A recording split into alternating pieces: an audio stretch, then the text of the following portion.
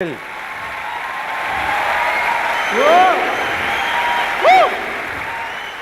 Let's try it once again with full of excitement and a lot of happiness. Good morning, everybody! 2.5 years ago, an MBA college in Pune invited me to give a speech. I prepared the speech, mucked it up for a month and was fully confident about it. No problem. I went there and when I saw 400-500 people sitting in front of the stage, I forgot everything. Blank. Didn't know what to do. Then I took that page out, the one with the speech written on it, and entered a room right behind the stage and started mugging it up as quickly as I could. Just then, a girl entered that room. She asked, "So what are you doing here? You have a speech to give." I said, "Yeah, I know, but I'm just fine-tuning it." She could sense what was going on. She asked, "So are you nervous?" I said, "Nah, do I look nervous? What are you saying?" She just folded her hands like this and asked, "So you're not nervous? Then what are you doing in the ladies' toilet?"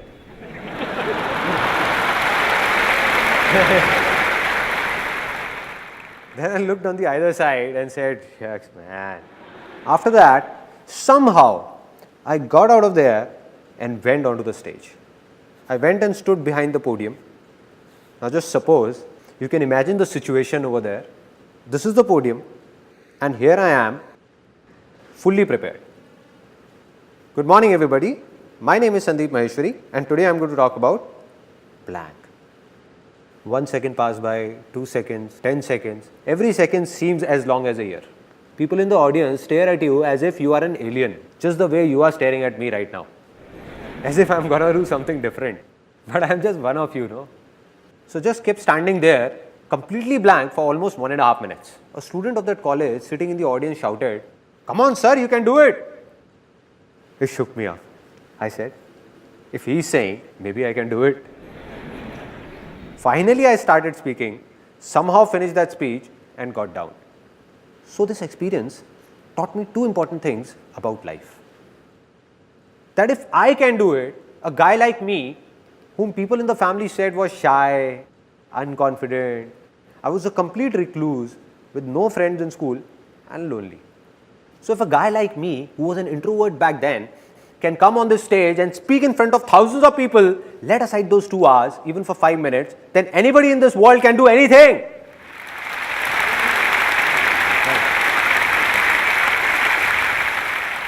This was the first thing. And the second thing I learned made me swear to myself, never to mug up anything. So everything I'm going to speak today, I have no pages in my pocket. No mugged up matter. No preparations. I have no clue what I'm going to speak about. I'm not going to do this seminar from here, but from here, from my heart.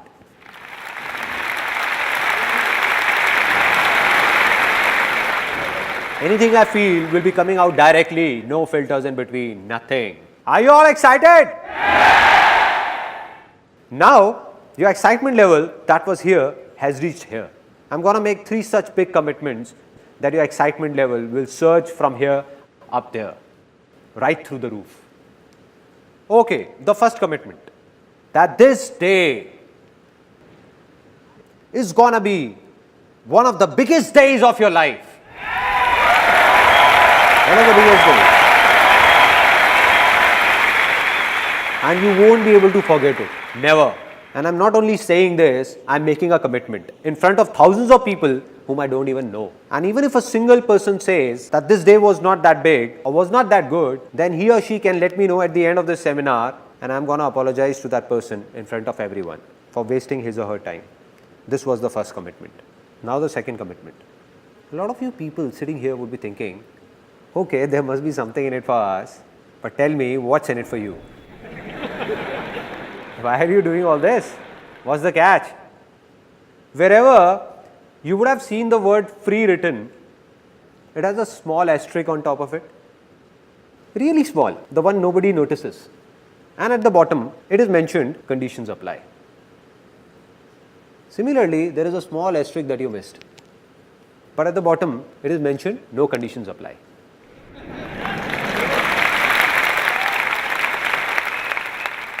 Which means, be it today or any day, I'm never going to talk about or even ask for a single penny from any one of you. No profit of any kind, neither direct nor indirect. Not now, not ever. Never. There is no profit, but there is a reason, which you will know as this seminar moves further, that what is it, that what it is. And it's a big one. Final commitment, the third commitment. It's less of a commitment and more of a surprise that today, this seminar, this is the last seminar of my life, the last life-changing seminar.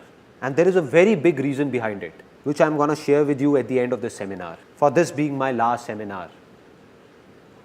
Now, after making these big commitments, let me tell you in brief what's going to happen today. How many of you want to be successful? Yes. Now, out of these, how many believe that they are already successful? That's it. What's going on? I can prove right now, that all of you are very successful. How many of you know driving? Out of you, how many ride a two-wheeler? So all of you who ride a two-wheeler, like you said, where do you ride this two-wheeler? Delhi. In Delhi. And many of you in different parts of India. Now, what I can make out of this is that all these years, you have been driving two-wheelers on Indian roads and are still alive.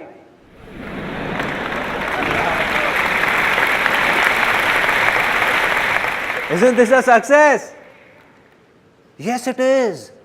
And if somebody has a doubt, then just ask a foreigner to come here and ride a two-wheeler. Ask him. Let me tell you what will happen. The very next day, not even 10 days, the very next day, there will be candles lit in front of his photograph. They don't put garlands, no? And somebody would come and ask his mother, I'm so sorry, how did this happen? And his mother would say, he made a big mistake. He didn't jump the red light.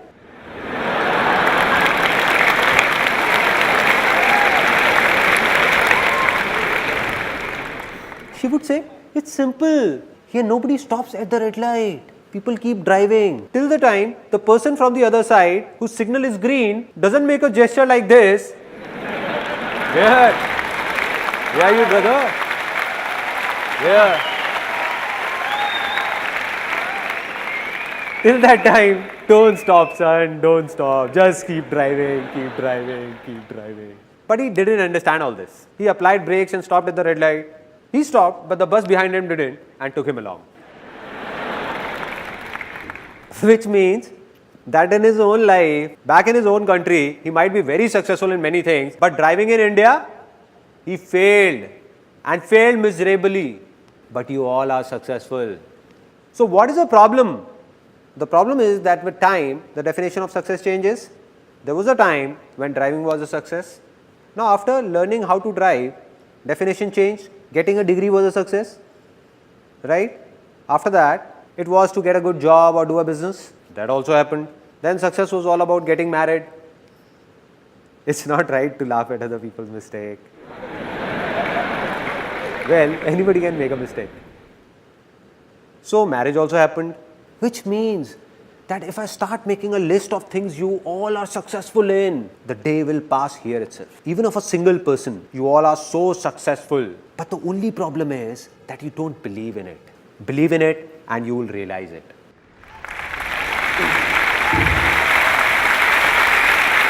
Only one person can help you or make you successful. And who's that? Can somebody tell me? Only you. Exactly. So this is what's going to happen today. All I'm going to do is make you remember that in those 90% things in which you are already successful, what did you do at that time? And once you recall those methods, the remaining 10% things in which you are stuck, all you need to do is simply apply these methods there also and you will succeed in them as well. That's all. It's that easy. Now, there is a slight problem before we take this seminar forward, which I am not going to tell you, but show you, and you will tell me what the problem really is. Now, this is a box, and I want to put these balls in it. Now, let me give it a try. Oops, sorry. I didn't notice it. So, you know what's the problem? this box, imagine this box to be your mind, closed by a lid of your beliefs, everything that you would have heard and believed since childhood. So the moment I'm going to say something that's against those beliefs, suppose I say something and you believe in something else, you'll think he's crazy, let him speak. So nothing's going to enter inside. So what to do? Open up your mind so that something enters inside. So I request you all to open up your mind for the next 1.5 hours. Let it fill up with what I say. Then sit back and analyze what's useful and what's not. If you think something is just trash, just throw it out. And if you like something, keep it. But at least for the next 1.5 hours, just try and understand what I'm trying to say. Only then will something happen. Only then it will be worth it. So can I expect that all of you sitting here have opened up your minds? Yes or no? Yes or no? If opening up your mind was so simple, there wouldn't have been any problems. Let me ask you a simple thing. Who all have open minds by default? Who are ready to learn anything always? Kids, exactly. Let's give a big hand to all those who said kids. See, why are we clapping for him? Let me tell you. Not because he spoke something extraordinary, but because he at least spoke something. I asked and he answered. This is a very big quality of being successful. That it's not just about thinking, but doing it as well. So let's do one thing. I have a simple idea that let us all become kids for the next 1.5 hours. I am a kid and like me you are all kids. So are you all ready to be kids? Yes or no? Yes or no? Now that you have said it, you can't step back. Now you will see what all strange things are going to happen here. Now we play a game that's called, pay attention, it's really funny. Sparrow flies, parrot flies, dog flies, cow flies, potty flies, piss flies. Now some of you are laughing. The ones who are have already become kids. And the ones who are not laughing, they have to be kids. Kids enjoy such silly things only. Kids enjoy this only. They don't enjoy mature talks. If somebody expects this seminar is about some complex lectures, so my friend, you have come at a wrong place. If I want, I can make this seminar so complicated that after listening to it, you will say, didn't get it. Must be something nice.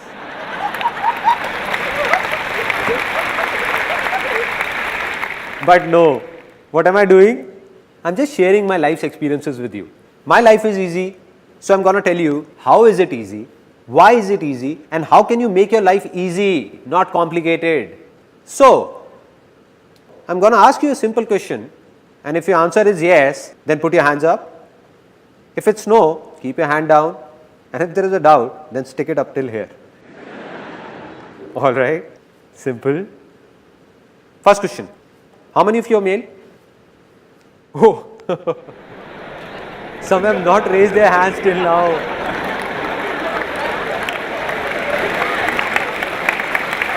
What is this going on?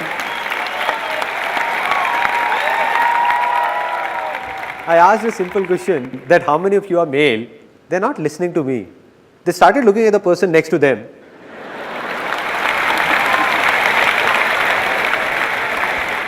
They're looking at his mustaches. That he also has mustaches. Looks like he's also male. Why is his hand stuck here? Maybe it has to go up till here only. It's a simple straight question, nothing complex. That for whom have you come here? For the person next to you, for me, or for yourself? For whom? So my dear brothers and sisters, except my wife. So anything you do has to be for yourself, not for me, not for the person next to you. Just forget about him and don't think about what he's thinking. The biggest problem is that we keep thinking what the person next to me is thinking, and the person next to you is also thinking what he's thinking. Exactly. Woo. Let's try it once more, this time faster. A simple question. Ready? How many of you are female? There is a gentleman sitting over there. His hand went up till here and then turned here.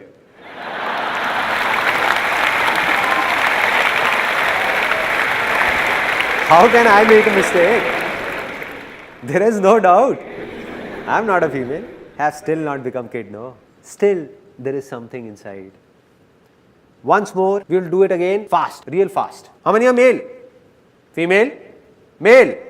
Female? Female? Female? Male? Male? Male? Female? Male? Female? Male? Female? Woo!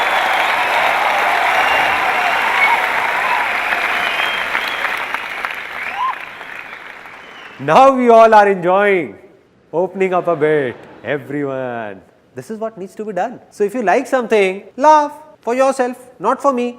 The problem is that a lot of people, when at home, while playing with kids, are fine, but outside, don't know what happens in seminars, at public places. And then there are a lot of people who don't even laugh at home. Their laughter, struck by the hard times of life, gets stuck. It stops. So I have given a name to such a laughter, and that's constipation smile. Meaning, stuck up smile. They feel like laughing, but don't want to open their mouth. How will it come out?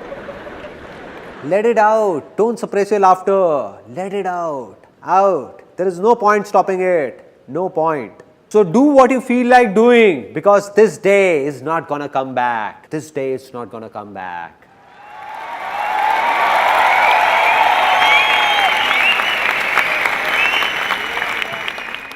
So now I'm going to narrate a story that has a deep impact on my life. Today, whatever I am, this story has played a pivotal role in it. And later, when I'm going to tell you the story of my life, that who am I, where have I come from, what I did, what all problems I faced, then you will come to know that this story had a big role to play in it.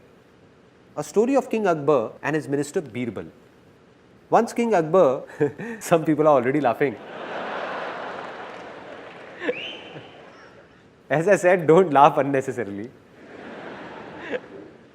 So King Akbar and Birbal's story. Once upon a time, Akbar and Birbal were going for hunting, and Akbar slit his thumb while pulling out his sword. He cried out in pain, starts screaming, "Soldiers, go and get the first aid. I slit my thumb. It's bleeding. Hurry up. See what has happened."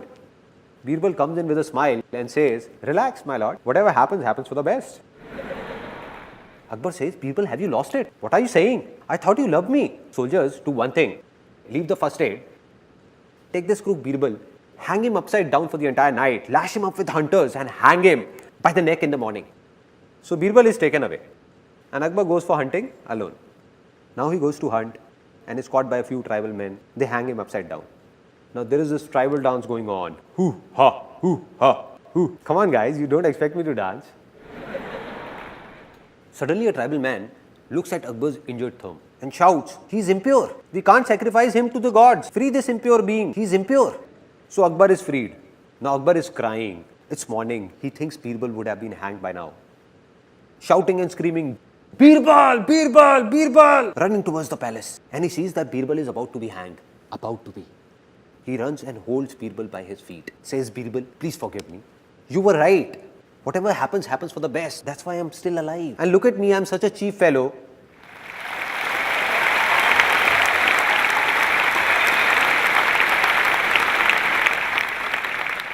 And look at me, I'm such a cheap fellow. What have I done to you?" But Birbal, all thrashed up, still insists, "No, my lord, whatever happens, happens for the best." Then Akbar, it's not over yet. Then Akbar is shocked. He says, "Birbal, are you nuts? What are you saying? What could be good in it for you?" He says that if I would have gone ahead with you, they would have sacrificed me instead.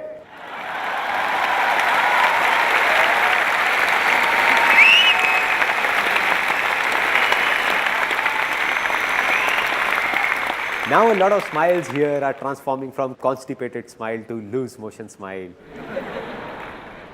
Flowing, flowing, let it flow, let it out, let it go wherever it want to. So what's the moral of this story? That whatever happens, happens for the best. So how many of you believe in luck? How many of you believe that destiny plays a major role to move ahead or be successful in life? Many? Me too. I also believe in luck. I also believe in destiny. But I only believe in good luck. I believe there is nothing like bad luck in this world, because whatever happens, happens for the best. Right. It means that even if something bad is happening, it seems to be bad. It is not actually bad. It seems bad at present, but in future we realize that it was also for the good.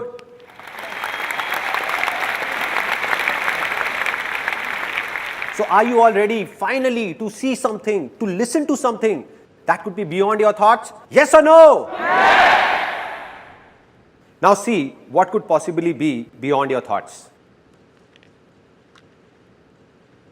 This is the thing that I am talking about. Can all of you see it? No? How is it possible, man? How is it possible? In my hand, I am holding a row of 50 feet tall trees with thousands of leaves, countless fruits, and you can't see it? Some people can call them seeds also if they want to. Did I say something wrong? Are the tallest of those trees not hidden in the seeds?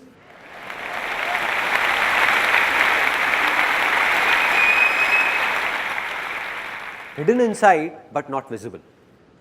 And this seed will become a tree if it gets water. If I put these seeds in water, will they all become trees? Land, and that too fertile land. If I take 1,000 of these and sow them in a barren land, nothing will happen. But sowed in a fertile land, all these seeds are trees. Simple. Just like this. Similarly, all of you who are sitting over here, I have already told you that you all are already successful in a lot of things and of a remaining few things that you want to be successful in. The seeds are inside you. That tree of success is hiding within you only. All it needs is a fertile land. Exactly. Now will somebody tell me what that fertile land is? Anybody? Environment? Thoughts? A lot of people over here are saying a lot of different things, but most of you, as I can hear, are saying thinking. It's not thinking. It's not positive thinking. We keep talking about positive thinking. If we have positive thinking, we will be successful. In a single day, in everyone's mind, it has been proven scientifically, more than 60,000 thoughts emerge. So anybody, no matter how big, how powerful or how evolved, he cannot control his thoughts even if he wants to. So it doesn't make a difference what you think. It doesn't make a difference what you speak or listen to. All that matters is what you believe, because what you believe sooner or later you become.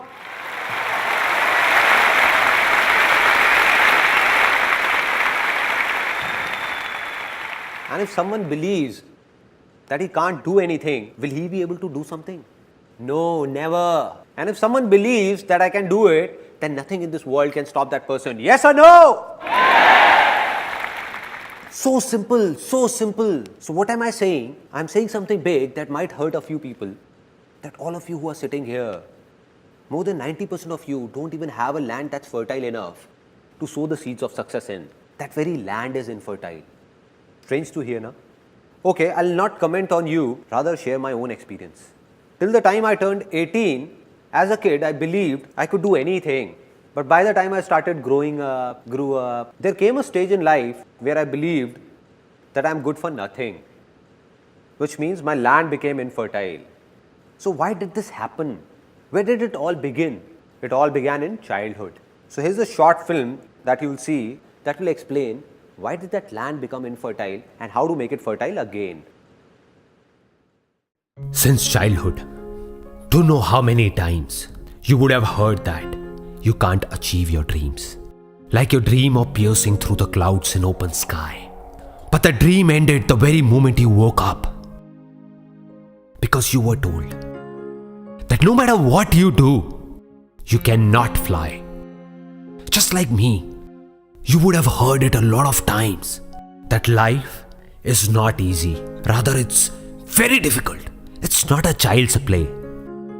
What if I tell you that all those people who told this to you were intentionally or unintentionally lying about it? And in this whole world, anybody who has been successful has done so by keeping that little kid inside him alive and not by killing him. That kid who is not afraid of dreaming, who learns to walk by falling again and again, who believes that he can do anything, who not only flies in his dreams, but in reality as well. So are you ready to become a kid once again?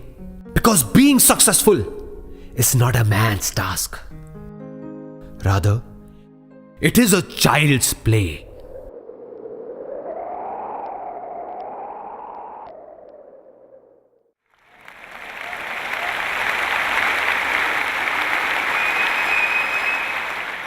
Isn't this film a bit strange? What we hear in our daily lives is a lot different. There, anybody who is successful or not successful says the same thing, that being successful is very difficult. One has to go through a lot of hardships, lot of pain. Like success is very, very hard to achieve. That he who is successful must have done something radical. But what am I saying here? That being successful is a child's play. What will happen if within the next few minutes all of you believe in it? Because you already know it. I am saying believe in it, not knowing it. If you believe in it, that being successful is a child's play, what will happen? You will become successful. Right?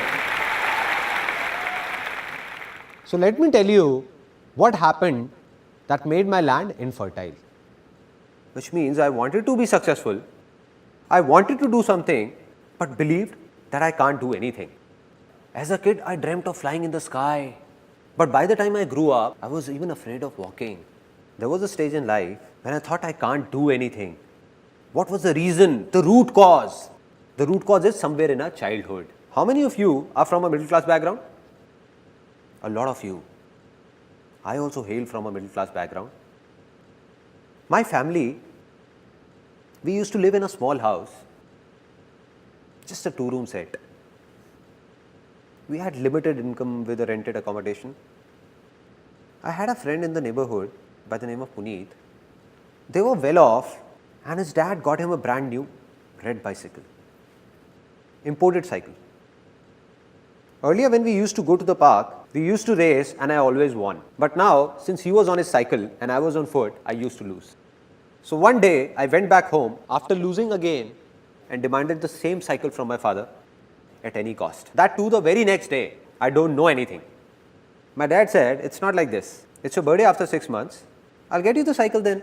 But I was unmoved. The next day, tired, when my dad returned from office, my mother went up to him and said that Sandeep has not eaten since morning. And he's really angry, adamant about the cycle. Why don't you get him one? She vented out on dad. And my dad was furious to hear all this. He said that I am no Tata Birla who would fulfill all his demands. I can't get him a cycle. Do whatever you want to do and leave me alone. Dad was really angry and I was standing outside. And after such a heated conversation, I preferred to stay out of the room. The next day, I walked up to my mom and said, I would be around 5 or 6. I asked mom, what was dad saying? Tata Birla. What is this Tata Birla? So my mom replied that these Tata Birla are people who are billionaires with a lot of money. So I became really happy and asked, so why are we not Tata Birla? And my mom got irritated and said, I don't know why. You just go out and play. Go, don't read my brains. Just go, no. I went out, there was an auntie living next door. I went up to her and asked, Auntie, who is this Tata Birla? Heard about them? The next day I came to my mother and said it. Mom, when I grow up, I'll become Tata Birla. Till there, it was fine. Like every mom, she also encouraged me saying, why not? And she said, you will become Tata Birla. You will become Tata Birla. You will. One day you will. But the mistake she made was, right now my mother is sitting here. So what she did was, she told everyone in the family, all my uncles, aunts, friends and relatives, that Sandeep will become Tata Birla. My son will become Tata Birla. Now what happens, like if there is a marriage or an event in the family, when people get tired of singing and dancing, no, they need kids for entertainment. True? Right? Kids are called. Come here kid, come. Recite a poem. Okay, tell us, do you like your dad more or mom? What happens? And everybody enjoys. In my family, they used to call me. So my aunt used to call me, oh Sandeep, come here. Yes auntie, what is it? And she used to tell everyone, just wait, look, he'll speak. Now, with everyone eagerly looking at me, then she used to ask, Sandeep, what will you become when you grow up? And I stood there feeling shy, looking down, really shy. She prompted me again, speak up, baby, speak up. Don't be shy, speak up. Tata Birla. Saying this, I would run away. And they used to laugh and call me later, kissing me, hugging me, and they used to say, ay, ay, such a cute kid. Why not? He will become Tata Birla one day. You'll know once he grows up. Innocent kid. If a kid from a middle class background says that he will become a billionaire, what will happen? People will laugh at him, no? Because we can't accept these things. And that's what happened. Everybody used to make fun of me, all of them. They thought he's just a kid. What difference does it make to him? He's just a kid, no. They were wrong. Because a kid understands everything. He doesn't understand a joke, but he understands when others are making a joke out of him. I didn't know what's Tata Birla, but I knew that everyone is making fun of me.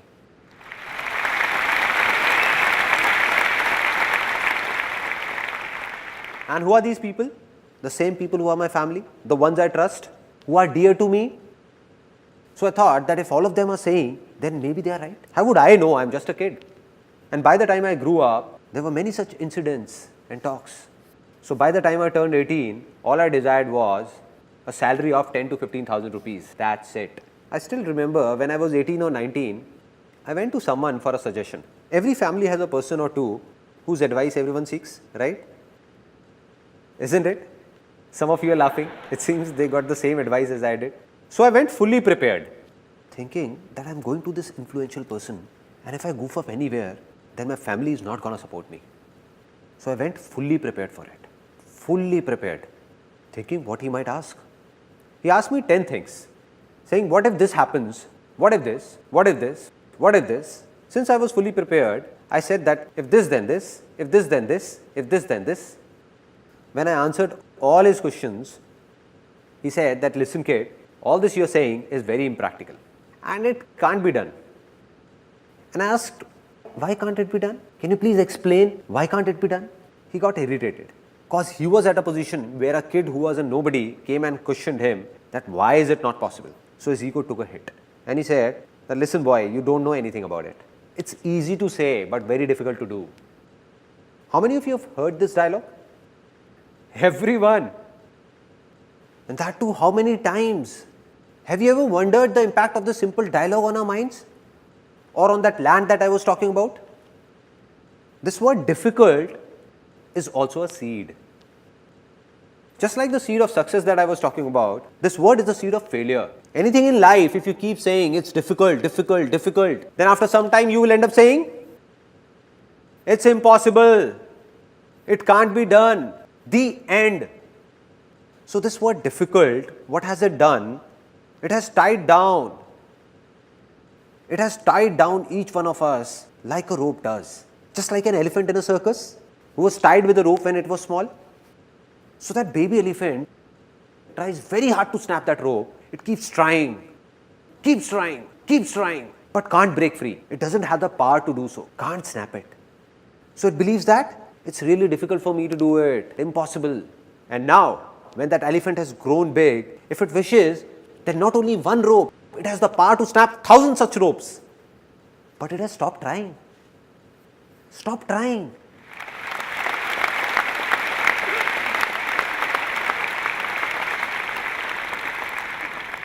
If someone sneaks in and whispers in that elephant's ear, that dude, you have the power.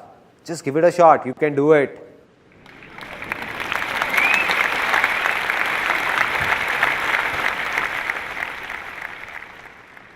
So how long will that elephant take to snap that rope? 1 year, 2 years, 10 years? 1 second.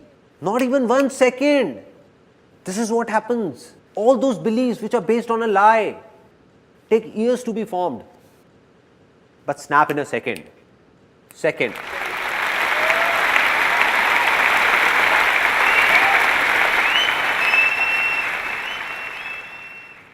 So I'm giving you a few examples of how these false beliefs are broken. For centuries, man believed that the earth is flat.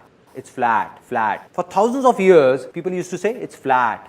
Then suddenly, a few years back, a scientist discovered that the earth is round. And what did everyone start saying?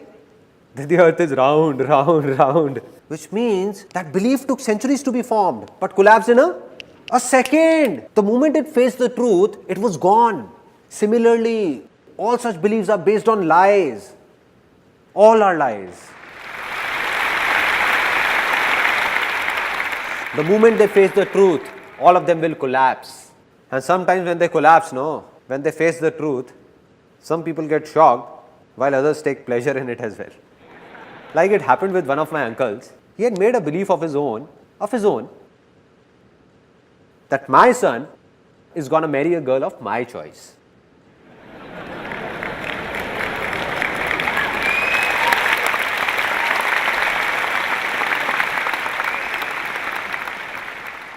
The sons are clapping, but fathers, anyhow. Now what happened? It was his own belief, but it's not true. This is not truth. So what's the truth? What's the difference between truth and lie? The truth is that fire is going to burn you. No matter whether you are an Indian, American, Australian or whoever, fire will burn you, and that's true. But every son will marry a girl of his father's choice is not true. Not true. Not at all true. He just formed it. So what happened? He made a complete plan that as my son grows, I'll do this, this and this to find a suitable girl. And there was another thing in it that I'll make him do MBA from London. And once he does MBA from London, it will look nice on his biodata for marriage that the guy has done MBA from London. So that guy was sent to London to do MBA. And when he came back to India, he got married, and that too, to a guy.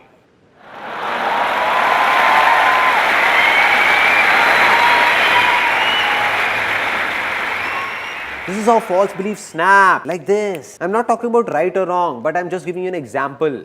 How these beliefs shatter. And in the same way, all your beliefs formed by you, which are stopping you from moving ahead, that have made your land infertile, are going to be shattered in the next 20 minutes. All of them. All of them. All of them.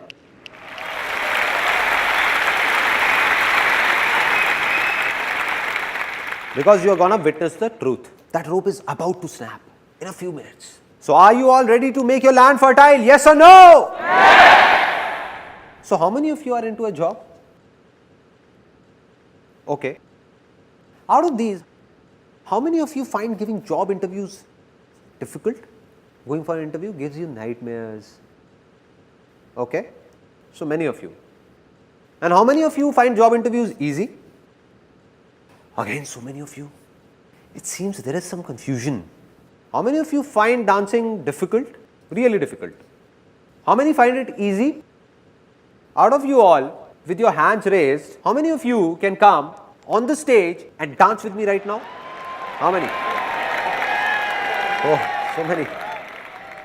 Now, why did I ask this? Just to show you a contrast. For some of you, dancing is difficult even when alone. And for some, it's easy to dance even in front of thousands of people. It's easy. What a contrast. What a contrast. Similarly, how many of you find doing business difficult? Business as a name sounds difficult. Difficult? How many find it easy? Easy, huh? Now, there is an interesting saying in India that I can't relate to, that in today's time, doing business is very difficult. Now, I don't understand that when did this today's time start and when will it end?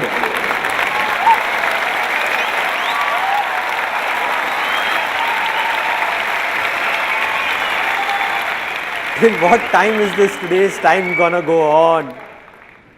So, there is a simple thing that's clear now, absolutely clear. Sometimes we are so busy with our lives that we don't have the time to think about these minute things. We keep waiting that someone from somewhere will come and tell us a big secret. A big secret. Or lightning will strike us, giving us that idea which will make us successful overnight. And we keep looking for that idea. Right? While the secret of success is hidden in these minute things and not in big philosophies. If we understand small things, big ones will also be understood automatically. And what is that small thing that I am talking about? that be it a job interview, be it dancing, be it a business, or be it anything in the world, it just seems to be difficult. In reality, it is neither difficult nor easy for those who believe it to be difficult for them. So today or tomorrow, it keeps getting more and more difficult for them. And for those who believe it's easy for them, it keeps getting easier for them.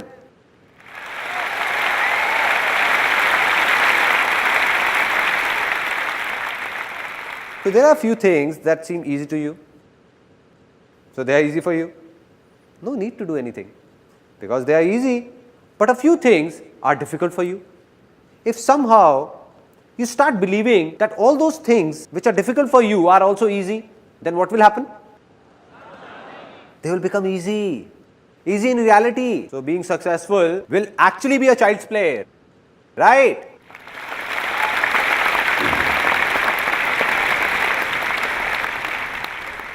Now, let's get down to the basics, the roots, and see what is really happening down there. That all these beliefs, from where are these being formed? All these false beliefs, how were they formed? Till the time we understand this, how will we break them?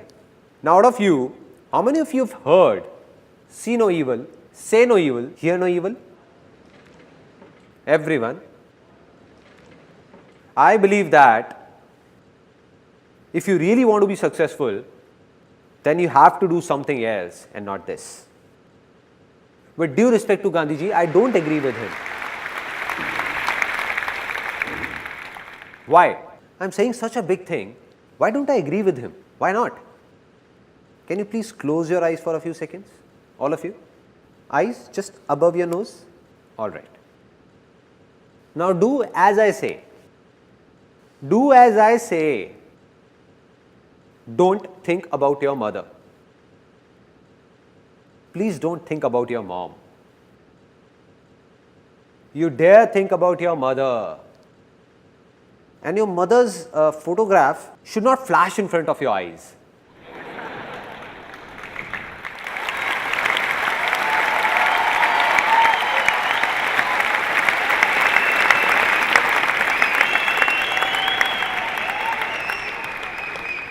What all was happening? How many were thinking about their father? I was saying, don't think, don't think. But even then you were thinking just about her. See, here is an interesting fact that how does a mind work? See, our mind cannot think in words. It can only think in images. It can only think in pictures. For example, I am saying terrorist. Whose image comes in your mind? Kasab. Osama bin Laden. Nobody is saying wife, right? Don't you dare.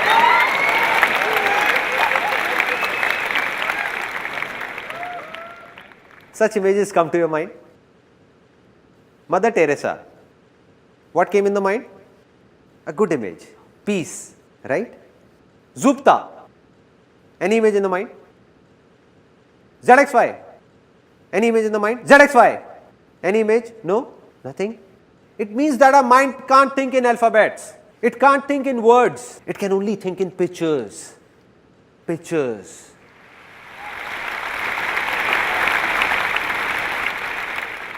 So, nothing can be changed by just speaking about it, whether it's easy or difficult. Anything we want to do has a good image in our minds, we find it easy.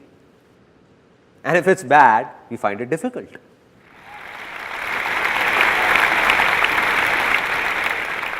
Now, I'll tell you about a very interesting experience of my life. When I was a kid, I didn't know about all this, because of which created a lot of embarrassing situations for me. As a kid, I loved beating up my younger sister. She's also here today. Hi there. So I enjoyed beating her up a lot, very much. And whenever I would beat her up, she would exaggerate and tell my dad about it. Means, she would say, I got a real beating. Oh dad, he hit me here, he hit me there. I got a real beating. Dad would have just returned from office, all tired, irritated. And he would start every day, regularly, almost every day. Are you an idiot? Is your mind full of trash or what? Don't you understand? How many times have I told you not to hit your little sister? Not with your leg. She is considered to be the goddess of wealth.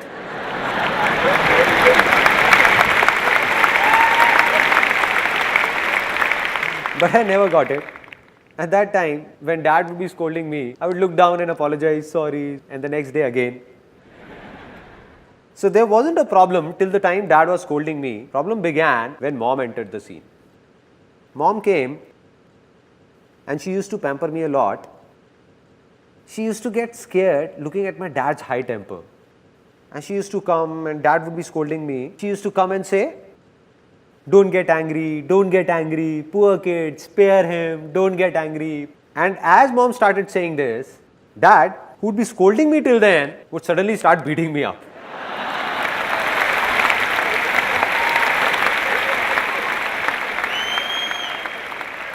I used to think, Mom, why did you have to be here? Why did you have to be here? The more she used to say, don't get angry, dad would say, don't get angry, Thor! He deserves it, Thor! Don't you dare! Never do it again. I couldn't understand it back then, but today I can understand the problem. Problem is that our mind doesn't think in words, but in images. The moment mom said, don't get angry. So what happened? The image of anger came in. Don't. Any image of don't? Nothing. Get. Yes, do it. So,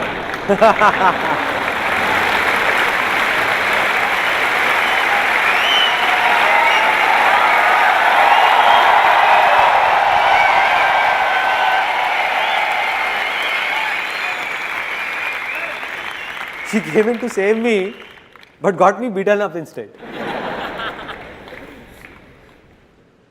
Similarly, if we see two guys fighting, involved in a heated conversation, you don't know me, man, you don't know me. You don't know me, man, you don't know me. And somebody would come and say, don't hit him, don't you? No.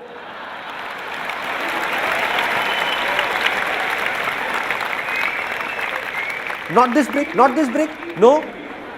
He picks up the brick and bang, bang, bang. So, I say, see no evil, say no evil, hear no evil.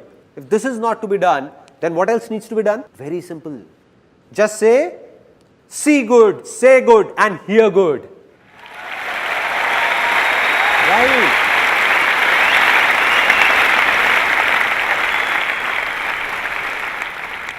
But it is also not something new. Everyone knows about it. And this is called positive thinking. Everyone is talking about it. Anywhere you go, to think positive, think positive, think positive. Does it make a difference? To some extent, yes. To some extent. Because positive thinking is like allopathy and not Ayurveda. It's a temporary relief. What does allopathy say? If you have a problem, take a medicine and cure it. Medicine and cure. What does Ayurveda say?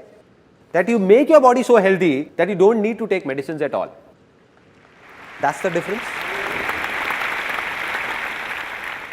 You will read a positive book or go to a pleasant place, the effect will last for some time. It's absolutely true, and it applies for this seminar as well. That its effect will last only for some time. A few hours, a few days, or maybe a few months. And after that, back to normal life. Back. And what's the reason? I've already told you that anybody, no matter how evolved, he can't control his thoughts because in a single day, more than 60,000 thoughts cross by.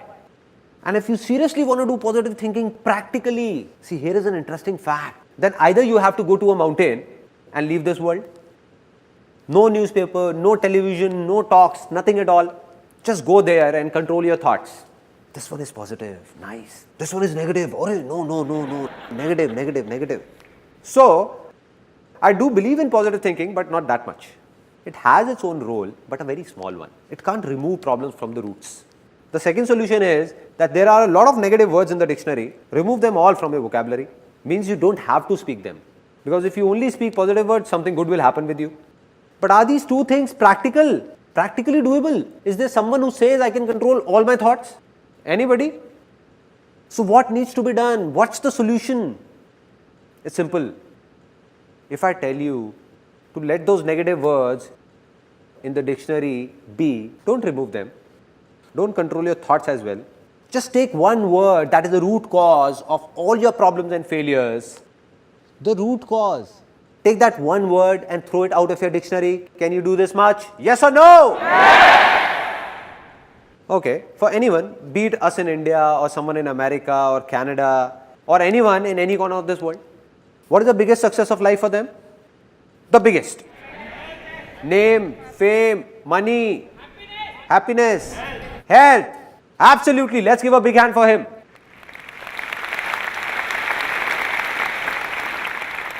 No success is bigger than health. A man with a lot of name, fame and wealth but without health, is he any good? All is waste, no use. No success is bigger than health and we all know it. Nothing new in it. So how many of you genuinely want to stay healthy? Everyone. Out of you, how many know that the best way to stay healthy is to get up early, go to a park, do yoga or do jogging? Everyone knows.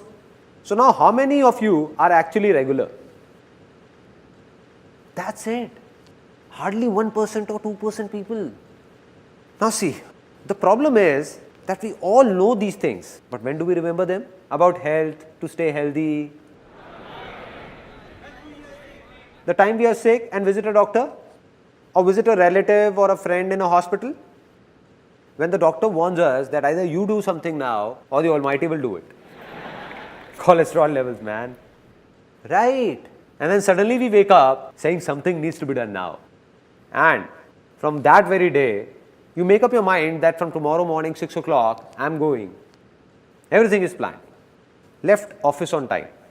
Thinking, I have to go, I have to go, have to go, have to go, have to go. It's around 10:30 in the night and you're feeling sleepy, trying to sleep, lying down, eyes closed. You know to wake up early, you need to sleep early. Just then, you heard your famous TV soaps tune.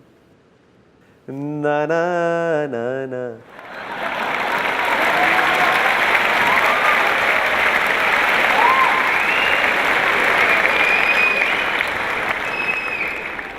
And the mind got lured towards it.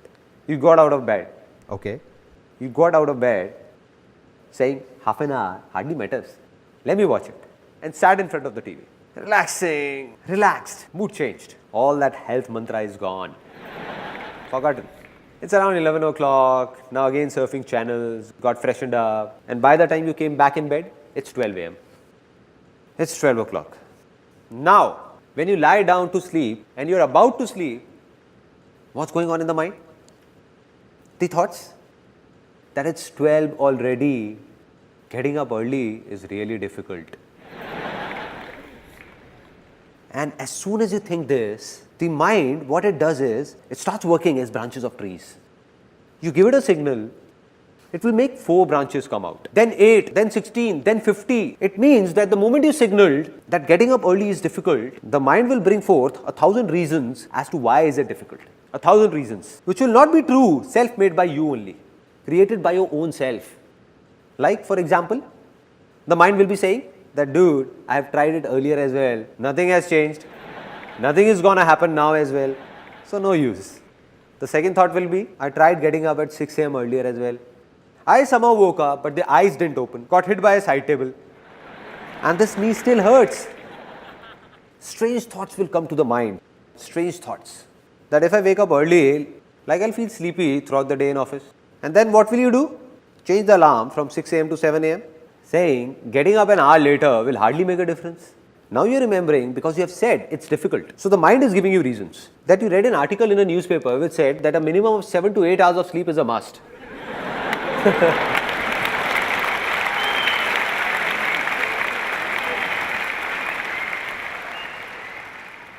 Apart from this, some people's reasons are even stranger. Like one of my friends, I told him that from tomorrow morning, you come along with me and let's go jogging. He said, I'll not go in the morning, I can go in the evening. I said, why? Why not in the morning? He said, I go to the park in the morning and I see that man and I don't like his face. I said, what kind of reason is this? Now the solution of this problem. And it's really simple. That very moment, when this thought comes to you, when you're just lying down, all you need to say is that no matter how late I sleep in the night, getting up early is easy for me. It's easy.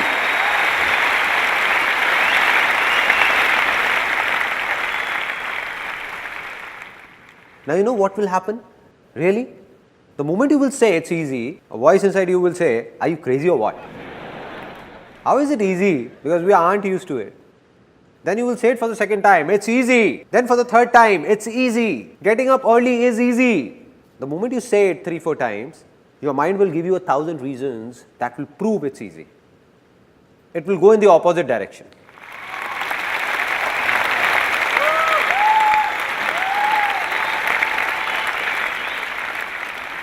At that time, mind will be filled with some other reasons which will be completely different from the previous ones. For example, the first one will be, come on dude, I just have to get up at 6, not drill through a mountain.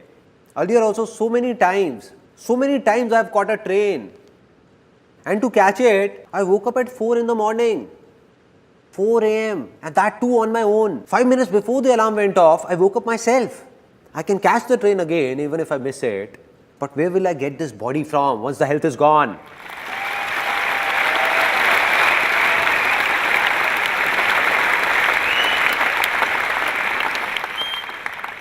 Can you make out the difference? The difference between positive thinking and this? In positive thinking, someone from outside is trying to make you positive, and the negative thoughts inside you are stopping him. The moment you say it's easy, you're yourself trying to be positive. Nobody from outside is doing it. Rather, your own mind is doing it. Now, this is what came to your mind. And apart from this, the second thing that came was that earlier you were thinking that you will feel sleepy in the office. There is nothing wrong in it. But just see how the perspective changes. Your mind will think, so what? Even if I feel sleepy, I'll have 3-4 coffees extra and then I'll get used to it. Finally, the biggest of problems, the one that my friend had. Maybe you also relate to it. The one my friend had. That if I go to the park in the morning and I'll have to see that man's face. So now when you will say it's easy, you will not see the neighbor's face, but his beautiful wife's.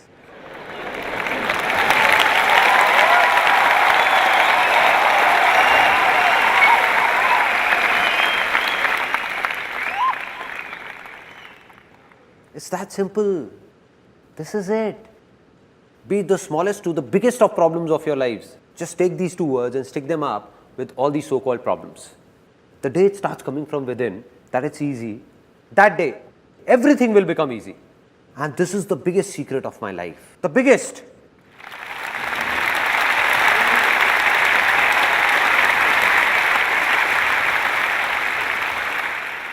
There was a stage in my life when I thought that I'm good for nothing. I can't do anything. Nothing at all. Went to a call center for an interview, don't know where all I went, did what not, but didn't get a job. It was a stage that if someone would have offered me 6,000 rupees for which I would have to work for 12 hours, slogging for the entire day, doing heavy loading jobs, I was ready. There were such major problems in my life. At that very time, an exactly similar moment came in my life. The same moment that's going to come in your lives in some time. When I watched someone, just the way you are watching me now, I saw someone who appeared to be just like me. Exactly like me. 2 eyes, 1 nose, 2 ears. I said he looks just like me. And when I heard him speak, a voice came from inside me. Nobody said anything, it came from inside. That if he can do it, so can I. If it's easy for him, then it's easy for me as well.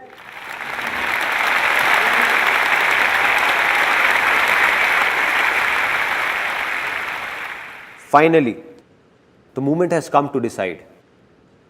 Because I believe that if nothing has changed, then nothing will change. Although you all have come here, but if you don't make a commitment to yourself, or don't try to change yourself, then nothing will change when you step out of here. Nothing different. Just a good time pass and finished. So it's time to make a commitment to yourself. Take a decision to change yourself. You have 2 options, 2. First, there are a kind of people in this world who themselves keep making the smallest of their problems, their troubles, bigger and bigger, and keep complaining. There are a lot of such people, and there is nothing wrong in this. All we need to do is understand that if we are like these people, only then will we be able to change ourselves. But if we don't accept it and say, no, I'm not like this, then you will be like this only, like you have always been. Second option, this was the first option. Second option is those people, and there are millions of people like this, who themselves make the biggest of troubles of their lives really easy, thinking of them as nothing and always be happy.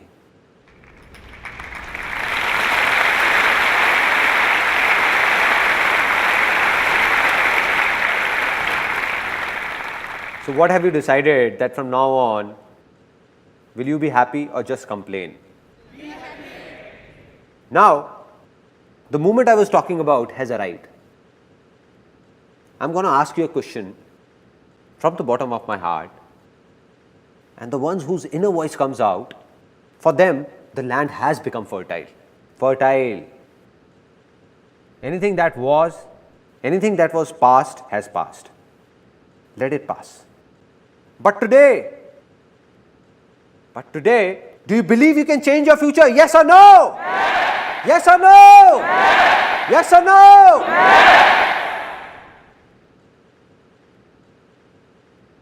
Let's celebrate. This is a very big moment.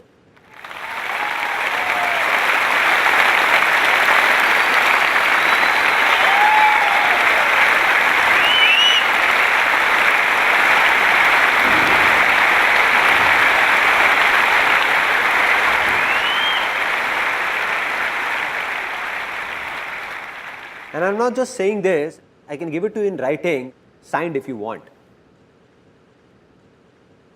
That life will not change for the ones who said yes or decided from the bottom of their heart yes. For them, life has changed, already changed, already changed.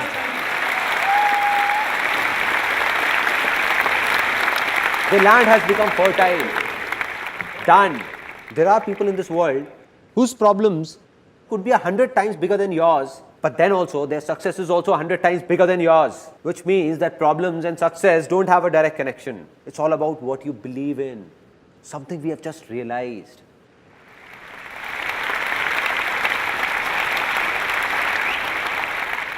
Now, just a small task to do. The land has become fertile, but no matter how fertile a land, if you don't take good care of it, what will happen? It will be barren again, back to being infertile. So what we need is a plow to keep tilling that land. A plow.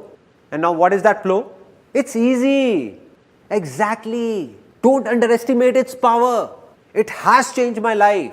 What needs to be done is that anything you want to do in life but believe you can't do it, just attach these two words. It's easy. And then see what happens. I'll give you an example what happens. How many of you are students? Students? Okay. Many would be engineering students also. How many are engineering students? Engineering students? A lot. Now what happens inside an engineering college? Leave alone the top engineering colleges like IITs, other top colleges, number 1, number 2, but not many students get admissions in these. And they get admission in a college which is not highly ranked. Now what's the general discussion in that college? And after taking admission yourself, you're cursing that college all the time. This college has this problem, that problem. You're told about so many things while taking admission. And now they're not doing anything. This is bad, that is bad, that is bad. And the worst is the placement cell of this college. All the students, all of them are saying that a degree from this college, leave alone any MNC, will hardly manage to get us a rupees 6,000 job. Right? This is what happens. Such strange talks are going around everywhere. And we also start doing it. What you need to do is leave aside everyone else. Whatever they do, if you want something different, something good to happen to you, then you'll have to say, to hell with the world, I'll pass out from this very college, and to get a job in India's top multinational company for me, it's easy.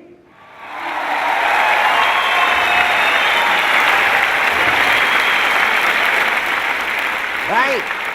Let those 99% people say it's difficult. Let them do a 6,000 rupee job. Let them fight over it. I'll get into a top company. Now what will happen when you say this? From outside, you will say it's easy, but the inner voice will say it's difficult. Again from outside, you will say it's easy, but the inner voice will repel, saying it's difficult, difficult. The day your inner voice says it's easy, inner voice from here, that yes, it's easy for me to get a job in that company, within some time, I can guarantee this, you will be sitting in that company.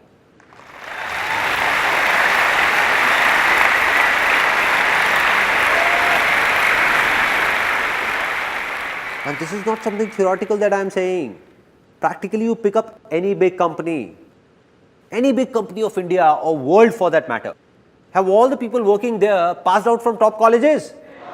No! More than 80% of them have passed out from colleges ranked lesser than your college or similar to your college. So my dear friend, if 80% people can do it, then why can't you do it?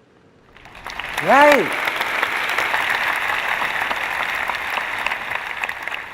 When you say it's easy, then you will see millions of people who have passed out from even lesser grade colleges and have opened up massive companies in their own names. Right? Right? Now, till here it's clear, our land is fertile, we have got a plow, but if we keep sitting and just say, it's easy, easy, will something happen? Nothing will happen. Means something needs to be done. It's time to do something, to decide what needs to be done. Without this, nothing will happen. Now, this is where a lot of people get stuck. Some say, there are a lot of options, what do I do? They say there is a confusion, what to do, what not to do. Many of you. And then there are those who say, we don't know what to do. We don't have an option, zero option. Right? Two kind of people. And now, to decide what to do and what not to do, saying it is easy, but doing it is? Some of you said it's difficult. It's easy, right? See, there are only two options. Only two options. Very simple. First, to listen to your outer voice. And what is this outer voice? What others say. What others do.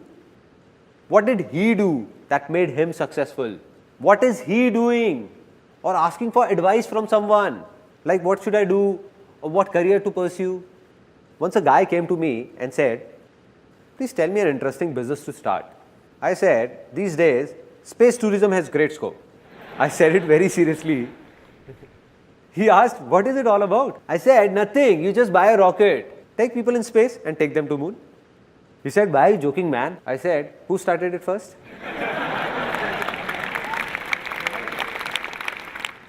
So what's the second option? The first one is outer voice and the second one is listen to your inner voice. Inner voice, whether you call it your soul's calling, your desire or call it anything, but listen to your inner voice. And the day you listen to it, no, that's it. You don't need anything. A simple example, real life incident of every house. There is a kid who has just one passion, to open up and reassemble his toy cars. Open up and reassemble, open up and reassemble. That's it. And that's all he enjoys, nothing else. Now gradually as he grows up, now he's fond of computers. He keeps opening and reassembling them. TV, electronics. Now he turns 18 and it's time to take a call. What to do and what not to do. Now his inner voice says, go for engineering. Engineering. But everyone around said, that son, don't go for engineering, there is no scope in it. And he was told that, listen son, you go for chartered accountancy, CA. But why CA? An interesting point. It's a very interesting point. Nobody analyzed what that kid wanted. What was his talent or interest? No. CA because someone in the family did CA 15 years ago and today he is making good money. So what will happen now? This is not his inner voice. The problem is not that everyone said. The problem is that he also got scared. He said, let me do what everyone is saying. No, why take a risk? Why take a risk? If something goes wrong, then who will take the blame? Right? So he opted for CA. Now he is doing CA, but completing it is a big task for him because he has no interest in it. And on the other hand, if he would have done engineering, then today or tomorrow, just the way he was reassembling computers, he would have reassembled an aeroplane as well. Now, we all have understood that we can do anything. We have heard our inner voice. Internally, we know what we want to do. But then also, after having a fertile land and seeds in our hands, if we don't sow these seeds, will something happen? Nothing. If we don't take an action. Worldwide, a lot of researchers have proved that 90% people who failed have one big reason, one common reason, and that is that they don't even try. They don't even try. It means that they have the seeds in their hand and keep on thinking to sow or not to sow, sow or not to sow, sow or not to sow, or wait for the right time to sow. And they keep on thinking. So they don't fail because they did something, but fail because they wanted to, but never did it throughout life. Right?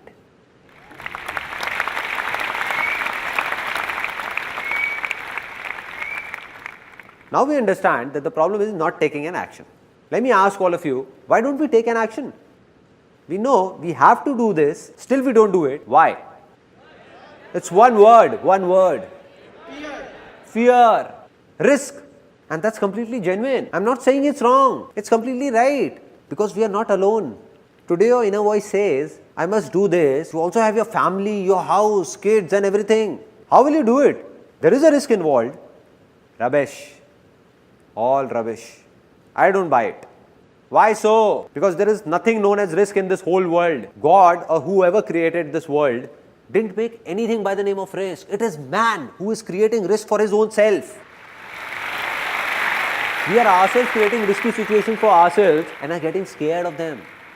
A little kid who is just born. We tell him impatiently, everybody encourages him to run. Run kid, run. What will happen to the kid? He'll break apart. He'll fall. Right? It's risky. But if that kid is given time and he is told to start by crawling, slowly, then walk holding a finger, then walk and then run. Is there a risk then? Not at all. Yes or no? No. Here is an interesting thing that happened with me 5 years ago. One of my friends came who had done MBA finance. I asked, what's up man? He said, nothing man, it all looks fit, but life is shit. I said, what happened? He was actually very tense. He said, I'm not happy. The 9 or 10 hours in office are so suffocating. I have no interest in this finance field, no. And it's really bad. And by the time I come home, I take all my frustration out on my wife and everybody. I just lose it and get irritated. I said, okay, it seems that you need to do something else or think of something else. So he said, that's why I've come to you. And I asked, what have you thought of? He said, man, but will you be willing to help me? I said, come on man, just say it. I'll do whatever I can. So he said, I think I should learn photography just the way you did. Will you teach me? I said, that is fine. I'll teach you. But why do you want to do photography leaving finance aside? Why photography? Any reason? He said, because you do photography and stay very happy. I said, great. So it's decided. You come to my studio from tomorrow. I teach you photography. But do one more thing from tonight. Start eating bitter gourd as well. Some fresh bitter gourds, nicely cooked. He said, what are you saying, man? I said, it's clear, no. It's clear. I stay happy by eating bitter gourds as well. So do everything that I like to do.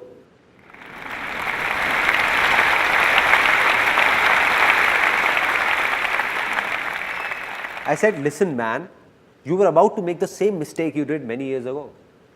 I said, I'll make you see 100,000 photographers, 100,000 who do photography like me and are not happy at all. For them, photography is just work, nothing else. And I said, I'll show you 100,000 people who do what you have been doing from the field of finance and are very happy. Very happy. It means that no work is interesting or boring in itself. It all depends on your interest. What do you like? Anything that is from inside is good for you. And if not, then it's all waste for you. And so he got it somewhat. He said that I don't get it. All this inner voice thing and what all you say. How to listen to my inner voice? There is no inner voice inside me. It's a genuine problem. Now there is no voice. What will you do? I said, look, I'll make it simpler for you that how to listen to your inner voice. Any such work that you can do without getting tired, non-stop, 12 out of 24 hours in a day, without bothering about money, whether earning more or less, and still be happy about it, that is your inner voice.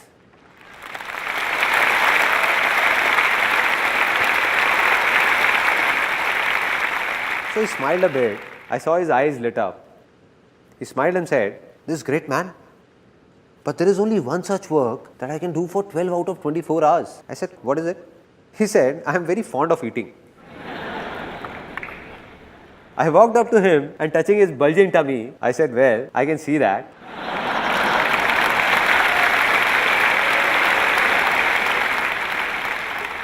I said I would have known it anyway. He said, come on man, I'm serious. I said, okay, tell me now. He said, what I mean to say is that I'm not just fond of eating but cooking as well. Cooking is something I can do for 24 hours. Everyone at home makes fun of me. Why do you keep roaming like a cook? But I just love cooking. I said, cool, so do something related to cooking. What's the problem? Do it. He said, yeah man, thanks for the idea. I said, I didn't give it to you. You gave it to yourself. So he said, now what I'll do is, you wait and watch. Now I'll open a big restaurant in a big shopping mall. So I asked, how will you go about it? Buy a space or take it on rent? He said, come on man, you know I don't have that much money to buy a space. Obviously, rent is the only option. I said, okay, take it on rent. Still, it's not a big investment, no? Just assume the rent of a big restaurant in a big shopping mall, like 200,000 rupees as rent. Just 5 million rupees is all you need. You must be having that much on you. Just calculate, no? He started calculating all my savings from here and there, taking from dad, borrowing it from friends. 3 to 4,100 rupees I can manage. I said, great man, you're just about there. Great man. Okay, 3 to 400,000 rupees from here. And what about the remaining money? He thought a lot and said, I think dad won't mortgage the home for it. I said, you lost it, man. Just think of something else, man. He said, I'll make a proposal of my restaurant and go to a bank for a loan. And I'm sure I'm going to get one. I smiled. I smiled and said, my brother, bank only lends money to those who actually don't need that money. Right.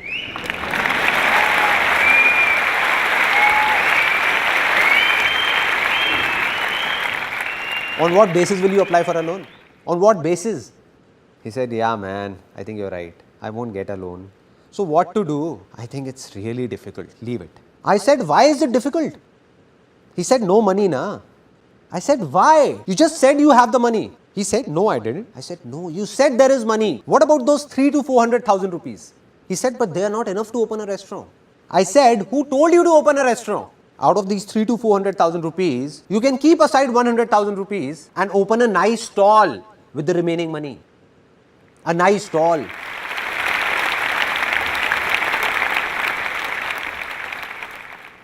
He said, come on man, I'm MBA finance, I won't put up a stall. I said, why? What's the problem? Put up a nice stall. He said, no man, I can't put up a stall. Try and understand. I said, I am understanding it, but you are not. Let me explain that why you don't want to put up a stall. You know if you put up a stall, you will be happy. You will enjoy it. You will cook food, serve it, and people will pour in. And today or tomorrow, you will open up a big restaurant as well from that stall. And you know it. But then also you won't do it. You know why? Because you are thinking that what will my father-in-law say that I got my daughter married to an MBA finance and he has put up a roadside stall. Right? I said, this is the reason, no? That what will he think? What will your family think? What will your wife think? What will everyone think? Great, keep thinking. He said, yeah man, you are right, but still I can't put up a stall. Not a stall. Now this is a big problem. Everyone's falling prey to what will people say. What about it? The biggest problem. The biggest. I asked, do you remember what happened when I started photography? At that time, the whole world laughed on me. The whole world. Including my family, my relatives, even my friends. Wherever I went, people used to say, look at him man. Hey man, take 10 rupees and click my photograph. There was a stage when you would remember what you said to me. That I have already booked photographers for my marriage. But you can also come and click a few photographs. If at that time, I would have thought that what will you think or others like you would think, then I would not have been here today.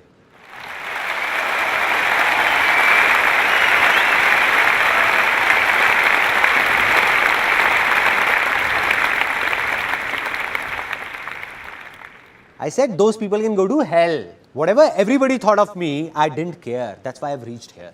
And it's not me alone. There have been a lot of people in the world who did the same thing as I did. They followed their heart. That means they listened to their inner voice and took small, small steps. Small, small steps. Didn't take a big leap, but we all try to start with a big jump. That I'll do this and I'll do that. What's the problem, man? Do whatever you want to do today. And that too from the smallest possible level. And then see who stops you. Nobody will be able to. Nobody.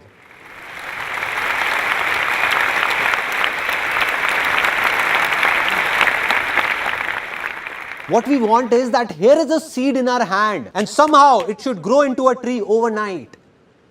A fully grown tree within a year. That's it. Is it possible? No. So what's the right way? To sow the seed. Take small steps in the beginning. Never try to force it out. Take small steps. That is, neither to run nor to stop. Just keep walking. Keep walking.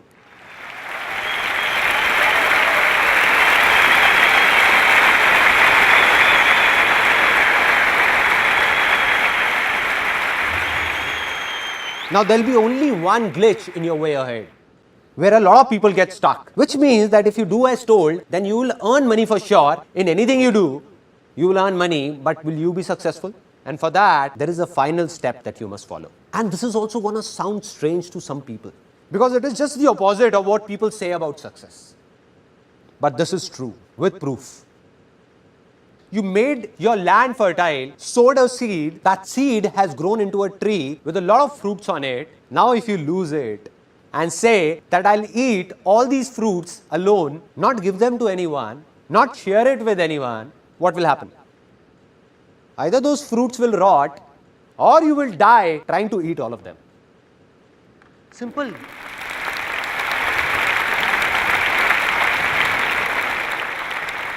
Now here's a story that has a deep impact on my life. Two farmers in a village used to do similar kind of work. Both died and went to God. When they reached, God asked them, so tell me sons, what do you want to be next? What do you want? So the first farmer, full of frustration and anger, started complaining, what God, what a pathetic life you had given me. I had nothing on me, nothing. Look at what you did to me. Whole life passed working like that ox in the field, working. Whatever I earned, people used to take it from me. Nothing stayed with me. Nothing stayed with me. So God, in my next life, please make sure that I don't have to give anything to anyone. Rather, everyone should give me money from everywhere. Everywhere. God said, so be it, son, go. The second one came, God asked, what do you want? He said, God, you gave me so much. I have nothing more to ask for. A good family, a nice work, a nice village, no shortage of food ever. I never slept hungry. But there was just this one thing missing in life. At times, a few hungry people used to come to my door asking for something. Just do something that nobody should go hungry from my door.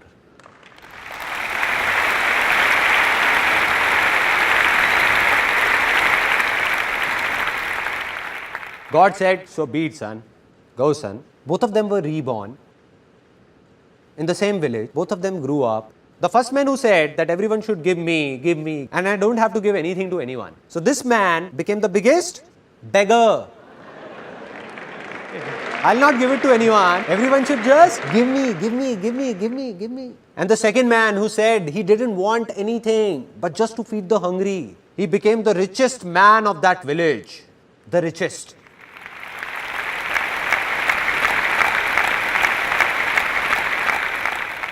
It's simple.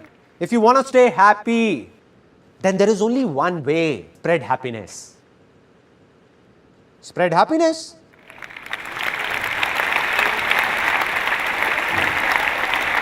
It's so easy, no? There is no other way. You keep staring at someone with anger and expect him to give you happiness. How is it possible? How is it possible? How will anyone make you happy? How will he? If you keep on fighting, then the other person will also fight with you.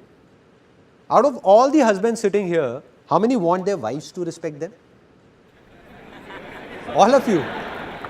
Then there is only one way. Respect your wife. That's it. There is no other way. No other way. We want it, but we don't give it. We want love, but we don't give it. We want everything. We want that we must get everything.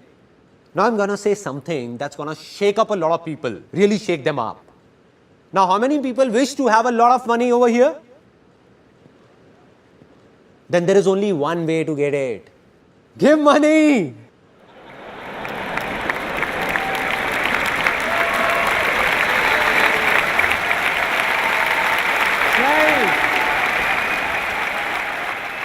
Some of you are not clapping, looking at me very seriously, thinking that I'm going to come up with a box, 10 rupees, 10 rupees, 10 rupees, 10 rupees, 10 rupees, 10 rupees, 10 rupees, 10 rupees.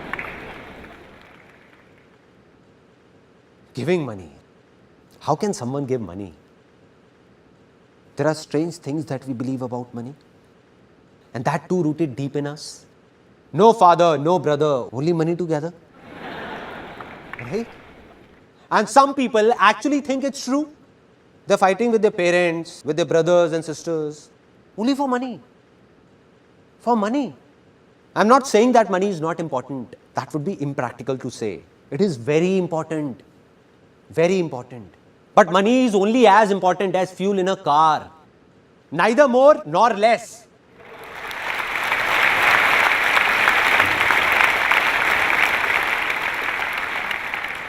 Without money, the car of your life won't go on. This is true. But how many of you drive your real car or bike just for fuel? Just to collect fuel? Take the car to the pump, buy fuel, keep it inside. Take it in the car, take it in the car, from here in the car. How many? Anybody? So what happens when it comes to money? Why are we stuck there? And that's where we make a mistake. Why? Because a lot of people in the world are doing it. So we think maybe this is right. When everyone is doing it, then it must be right. We know this is not right. Filling every corner with fuel, fuel, fuel, fuel. So much fuel that there is no place for anyone to sit in the car. No place to even breathe. One day a slight spark will burn everything up and we'll perish in that fire.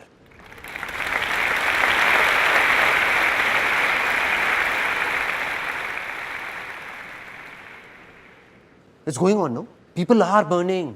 They might be successful in everybody's eyes, but not in their own. And this is no theory.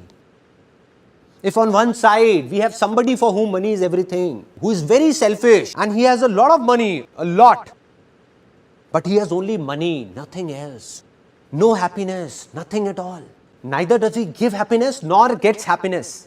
And on the other side is someone who might not have that much money, but he believes in just one thing, spreading happiness in this world. So man like him who is spreading happiness in this world, even if he has less money, he is 1,000 times more successful than all those millionaires. 1,000 times. This is called real success. And on the other hand, make those people come and stand here who might have a lot of money, but don't have the courage to give, courage to share, to be happy, to give happiness and smiles. They can't look into anyone's eyes and say that they are successful. They can't. The world says they are, but they are not. Now let's talk about how it works practically. The sharing logic. There was a stage in my life when I was doing photography and I used to do everything myself. I was the office boy, I was the cleaner, and there was a small studio in one corner of my house. Had put a table chair over there. Used to serve water to people, did photography, counseled people, talked to them. And I realized that I won't be able to do it all by myself. So I recruited a female on somebody's reference and a female joined. Now when that female came for the job, she asked for 10,000 rupees as salary. I can't give you 10,000 rupees, but 8,000 rupees is fine with me. So she joined. And within 2 months of when she joined, work started increasing at a good pace.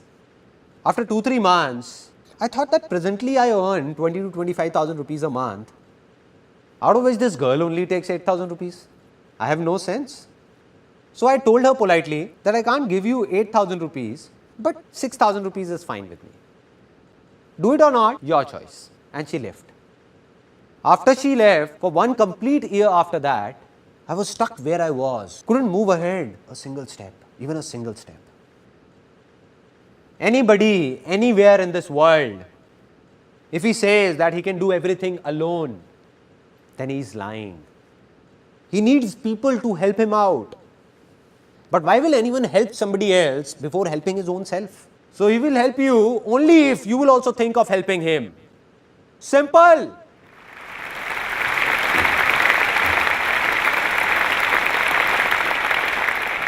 Let me ask you a very simple question. If there are two companies, so out of those two companies, the first company, while taking your interview, makes false promises by saying that we will give you this, don't worry, all will be good. But when you go and join, it's completely opposite. Like there was nothing about paying extra for overtime. No, this won't happen. That won't happen. This won't happen. You have to do this. You have to do that. If you want to do it, fine, or leave the job. Making you work for 12 hours, 10 hours for an 8-hour job and not even paying overtime. There are such companies. On the other side, there is a second company that does exactly what it promises. An 8-hour job means an 8-hour job. Work extra and overtime is paid. Everything said will be done. Apart from this, it also thinks about you. So which company will you join, first or second? Second. Now should I tell you something, honestly?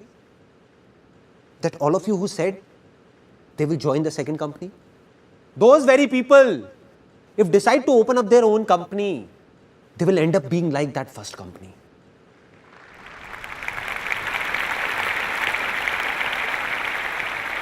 They'll forget about it.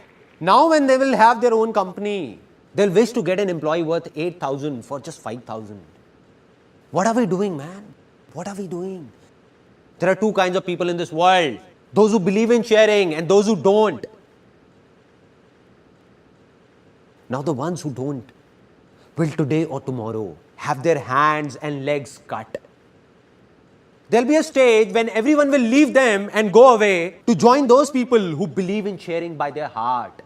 Today they have 2 hands. Gradually they will have 4 hands. 10 hands, then 100 hands, and then thousands. A day will come when he will have countless hands, and that day, success will be a very small word. It will be a miracle. Miracle.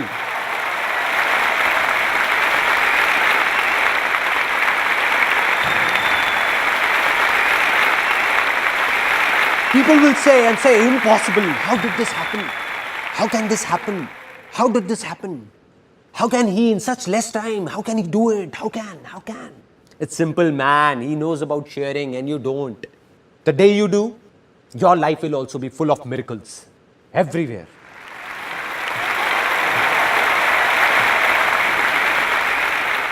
Now, the tree of success has a lot of fruits and we are sharing them. Knowing more fruits will grow. We are sharing. So you have become successful. But now the question is, who am I? What's my story? As a kid, I thought I could do many things. But as I grew up, I thought I couldn't do anything. And there were a lot of reasons behind it. Out of which the biggest reason was that when I was in 10th standard, some major problems hit our family. My dad had a business of aluminium from 20 years in partnership with someone that closed down overnight, because of which our financial condition became critical. We had no clue what will happen now. Nobody had a clue. And my father went into a bit of depression as well. And there was a strange atmosphere in the house. Everybody was worried, what will happen now? I was studying, what could I do? Now there are 2 things that happen in these kind of situations. One, there are families that break apart, fall apart. They start fighting within themselves. And 2, there are families that come together. Our family chose the second one. Me, my mother, my younger sister, we all came together and said, this is not only my father's problem, but our problem. And we will find a way out. We will do something will happen. So now I wanted to do something, but believed that I can't do anything because my land was infertile. So we tried a lot of things, like we did a business in which my mother used to pack handmade sweets. And I used to go and give those boxes to people. And I took those sweets here and there, distribute pamphlets in my friends and relatives, everywhere. But that didn't work and closed down. After that, we opened up a telephone booth, photo state, STD, PCO. My mother used to run it. At times, I also went there to help her. And going there, my land became even more infertile. Because I saw people fighting with my mother for just 25 paisa. I felt angry.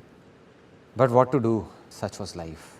That's when I thought that money is everything. Money is God.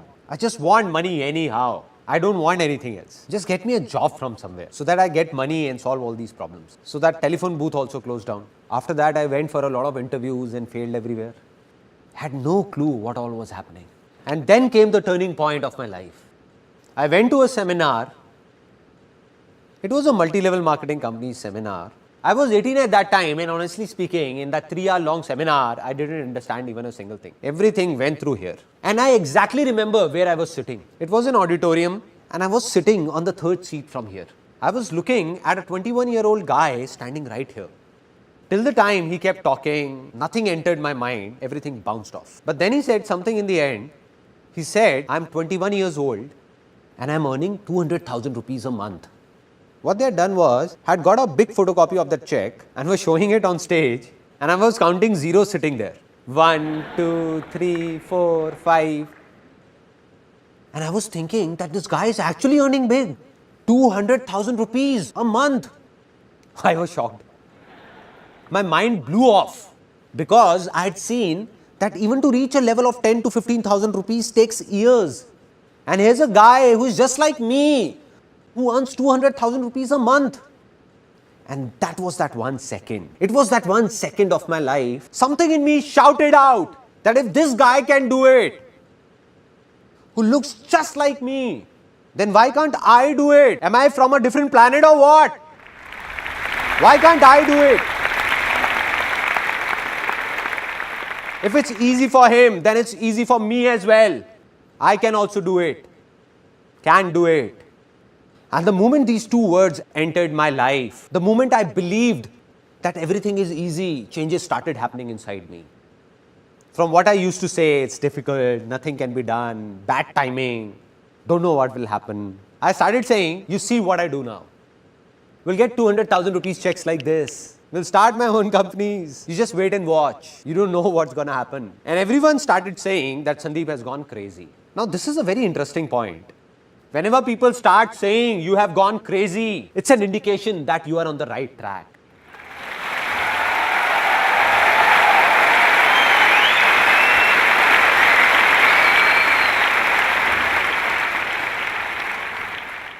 A tinge of craziness is a must. And that's what happened. I became crazy, started saying strange things. I started feeling from within, it's easy. Land became fertile. One step complete. Now the second step, to discover what to do. Now there were two voices, outer voice and inner voice. I saw that man on stage and looking at him, I said, I want to be like him. If he's doing this, then I'll also do this and earn 200,000 rupees a month.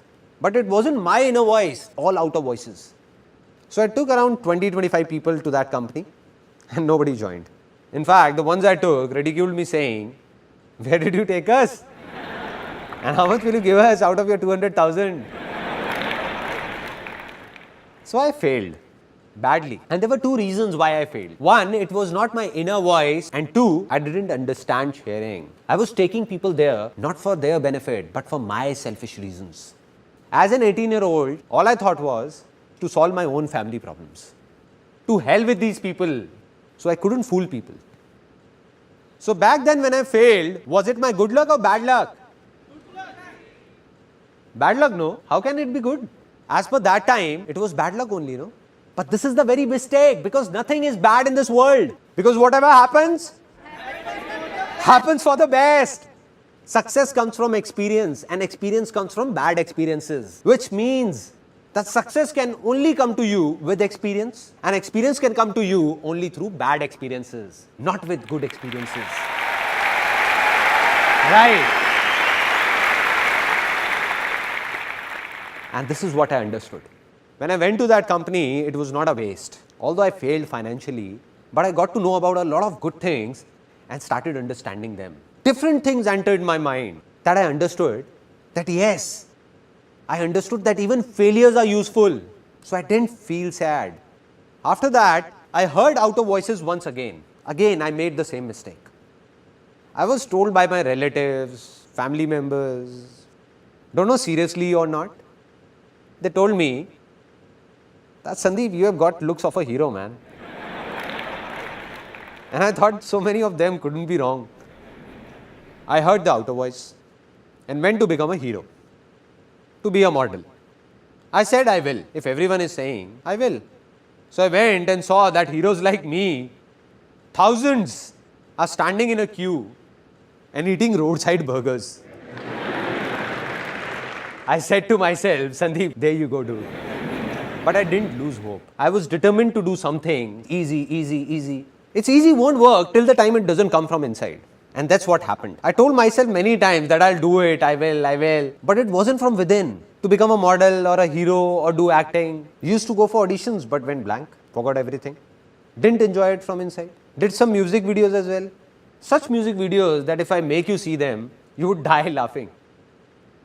When my 5-year-old son is troubling everyone, ransacking the house, then my wife just plays that video and my son sits there looking at the screen and says, "Is this dad?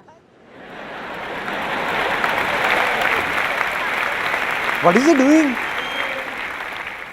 So this time also, I failed. I believe, like I just told you, that you can only be successful because of your failures, not because of your success. So this big failure of my life was about to be the reason behind a very big success of my life that I didn't know, realized it later. How? During modeling days, a friend came to me with some photographs he got clicked from somewhere, and when I saw them, I was surprised. I said, "What photographs, man? Great." There were no digital cameras at that time. So I said, "Man, this will be great. I want to learn this." For the first time in my life, my inner voice said that I want to learn photography, man. I want to be a photographer. I saw an ad in the newspaper, went there and joined a short 2-week course of photography. I didn't know what was I doing, why was I doing it, didn't think about it, just listened to my heart. You know, from inside, that feeling comes that this is what I wanted. Got it. Just went to my mother, took 12,000 rupees, went and bought a camera. Started clicking photographs of my relatives, friends, everyone for free. Didn't have a clue what I was doing. Kept on doing it. Now, what happens is that even when you listen to your inner voice, that you will move in that direction, you will take a step, take an action, and what you want will go and clash with the reality, which will be very different. I wanted to become a very good photographer, but the reality was that thousands of photographers in India who had learned photography for 1, 2, even 4 years, and even they were not able to do much. And what had I done? Just a 2-week course. So I wasn't a very good photographer. Bang! This was the turning point where one of my failures turned into success for me. Between all those photographers and me, there was a small difference. What I mean is that I had failed in modeling, but they had not. When I used to struggle as a model, I knew that 90% modeling agencies were fraud. So what I did was, I made a list of 70-80 fraud agencies and 10-15 genuine modeling agencies and started circulating it to everybody. That this one is fraud, and this one is genuine. And people started liking this. After this, I gave a small ad in the newspaper, free portfolio. And everyone came. A lot of people came. I told the truth. No tricks, no lies, straightforward. I said, "Look, I'm not a very big photographer or a great photographer. I've just finished my course from here of 2 weeks. So one option is that you get your own film roll, get the processing done, and your cost will be this much, 3,000 rupees. Or the second option is that I do everything for you. Now, if I go to any wholesale market, so the same film roll you get for 150 rupees, I get it for 50 rupees. And in this complete exercise, I'll get 1,500 rupees. So I said, we can do it as you wish, that way or this way. So they said, we don't have any problem, you only do it. We'll be spending the same amount. See, this is what I've always believed and will always believe, that if you want to do anything in life, tell the truth. Don't confuse anyone.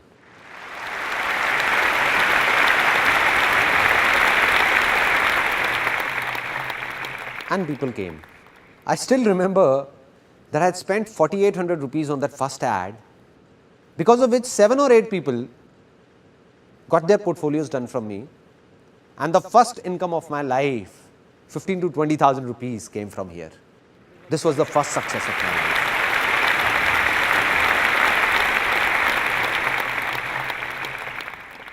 Now, the second big failure of my life. A guy came to me and said that let's do an event together. Let's do a New Year party. They're in fashion these days. Everybody's doing it. Now my inner voice said that I wanted to do an event for a long time. I said, okay, I'll do it with you. No worries. It's just that I don't have the money on me. He said, You don't worry about the money, I'll take care of that. You just execute it. I said, okay, it's a deal. I'll work for a month, organize the party and do everything. Investment will be yours and we will share the profit equally. He said, okay, done. He gave me 15,000 rupees and I distributed those 15,000 rupees to everyone. I paid to the banquet guy, the DJ, caterer, all of them knew me. I went myself and paid some advance to the printer, got the prints made, like stickers, posters, went to some universities and put them around, like banners and all. Now the problem occurred when just 3 days before the event, that guy came to me and said that I can't give you any more money. I said, but we have to give the money because I have to make all the payments or else they know me and will catch hold of me only. He said, it's your problem, drop the event. I said, no. So then I arranged the money from somewhere, borrowing it from my friends, 5,000 from here, 2,000 from there. I collected all this money and made all the payments. The event was executed and it was a big success. It was the night of 31st December 1999. This event was named Disc 2000. The new era of 2000 was about to begin. All the money was inside a bag. I went to that guy and said, okay man, let's do one thing. Let's calculate how much you and me spent and divide the profit equally. He said, what calculation? Which money? He just took that bag and went away with his friends. Since that day, I haven't seen him around in my entire life. What would have a normal human being and not an alien done in such a situation? In such a condition? Would have cried? Become worried? I felt happy because somewhere inside I believed that life's experiences comes from bad experiences, and I felt happy and said, wow man, this is it. Such a bad experience. What else could be worse than this? I felt happy. And my mother, who is sitting here, would remember when I came back home at 1:30, I put the music on full volume in my room, on full volume, and started dancing alone. Dancing. My parents came in and said, what's up son? Seems like your event was a hit. I said, don't ask how big a hit. Just don't ask. And when I told them that this is what happened, I got a lecture for 30 minutes. They said, you are very innocent, dumb. You trust anyone easily. Anybody can make a fool out of you. And why do you believe in what anybody says? I said, no. There must be a reason behind this failure. Maybe today I'm not getting it, but someday I will. And the day I'll get it, life will change for sure.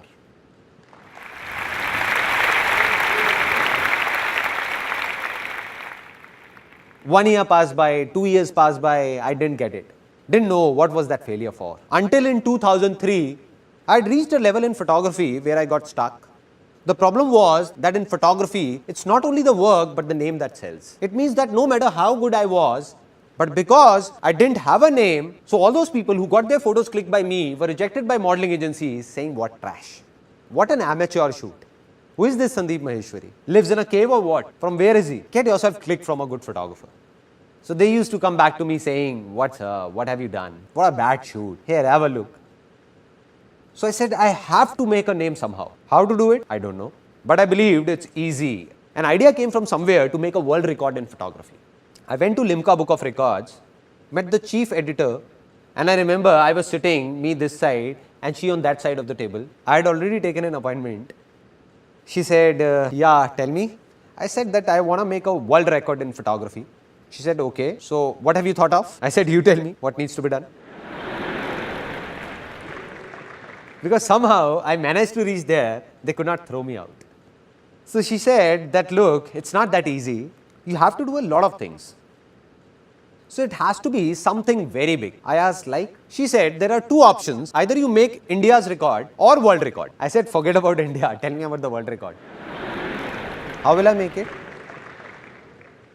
So she narrated a list to me. She told me what all is needed. At least 10,000 photographs need to be clicked. No two photographs should look similar. All should be different. Our moderators will be present there. A minimum of 100 models need to be hired, and this must be done within 12 hours. And after that, when the film rolls will be made, we will check the contact sheets, and if everything is okay, then your name will come in Limca Book of Records. You will get the certificate. I said, okay. Anything else? It will be done. I gave her a date saying that on this date of the next month, this world record will be made. I had no clue what will I do. As I was leaving her office, she said, Sandeep, just 1 second. I said, yes, ma'am. She said, I recommend you to hire an event management company for this. The moment she said an event management company, tuck. I said, madam, here is an event management company in front of you, DISC 2000. So that big failure of my life was about to turn into a big success. And from there I got the confidence that I will make the world record. And when I told my friends about it, they said, what are you saying, man? You will create a world record? You will hire an event management company? Spend 300,000-400,000 rupees? I said, no event management company. I'll do it myself. They said, okay, models. You need 100 models. And one model will charge at least 5,000 rupees. Do you have that much of money, 500,000 rupees to give to the models? I said, I don't even have 10,000 rupees. I don't know how or what will I do. I don't have it. But I said, this world record will be made. They said, no. I said, yes, it will happen. I kept saying, it will, it will, it will. And when we ask from within, we get answers. And I got the answer. A model was sitting in front of me. It was a very interesting moment. He said, I don't have this much money for the portfolio, but I can give you 500 rupees. I said, no issues. No issues, my inner voice said. I said, I'm making my world record. And you just give me 500 rupees. Your photos will be clicked. My world record will be made. And you will get a portfolio in just 500 rupees. Any problems? He said, no problem. I spread this message across. People queued up after that. Somebody is making a portfolio in just 500 rupees. A portfolio otherwise made in 30,000 rupees is being done in just 500. A total of 122 models came. More than 10,000 photographs were clicked in 10 hours and 44 minutes. No two shots were similar. The whole event was managed by me. And at the end of the day, my world record was made.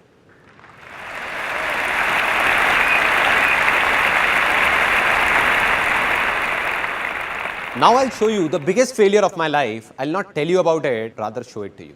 That what was it? At the age of 21, after I made the world record, it came to my mind that I want to write a book on marketing. And I was a college dropout. I left college in third year. Now I went to the publishers that this is how I have written a book on marketing and I want you to publish it. So they used to talk very formally saying, yeah, have a seat. So where have you done your MBA from? I said, listen, I have no MBA. I am a college dropout. So they said, no, this is not the way.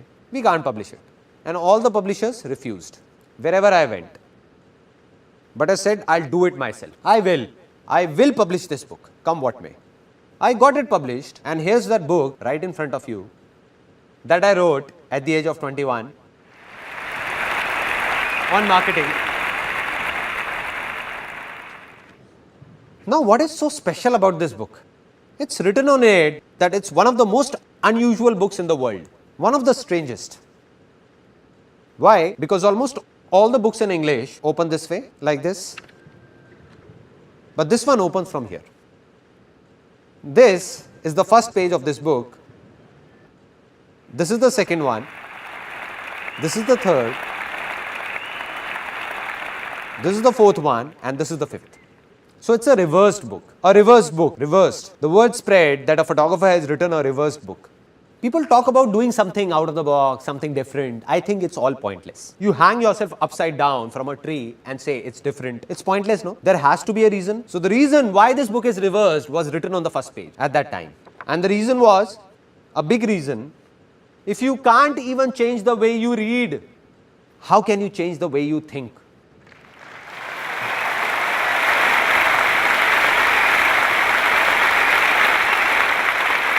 That is, if you can't even change the simplest of your habits, how will you change your life? Just leave it. This book is not meant for you. And that's what happened. People took it seriously. They said, okay, if you don't want us to read it, so be it. Out of the 1,000 copies I got published, just 150 got sold. And the remaining 850 copies were taking a lot of space in the house. Because it was a small house with a studio and all of us packed together. So my mother gave them to a ragman. So a decent failure.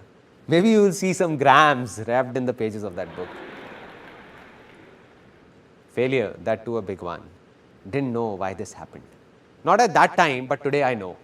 This book failed, but to write this book, I read countless books. And while doing so, my fertile land got plowed so many times, that everything became easy for me. Right.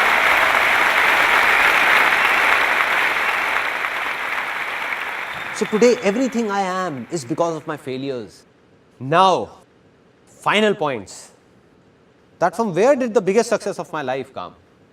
In the world of modeling, we were the only agency that got a declaration signed from people that said there is no guarantee of work.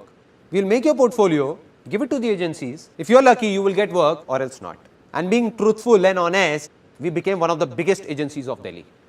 Though we tried to click the best of photos, but the models still didn't get any work in the market. So my inner voice said, I must do something for these models, something. What? I don't know. Not to take money from them, but to solve their problems somehow. And when the question came, it was answered. An ad agency guy came and said that I don't have time. We will scan this photograph only and print it in the ad. Do you have any problem? I said, why would I have a problem? I called up the model and said, do you have a problem? He said, what are you saying, sir? What problem? What else can I ask for? That if my photograph comes in a newspaper or an ad, the photo got printed, that model was happy, I was happy, and ad agency was happy. And this was that turning point of my life.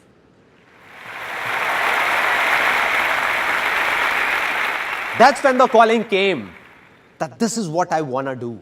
And this is what I did.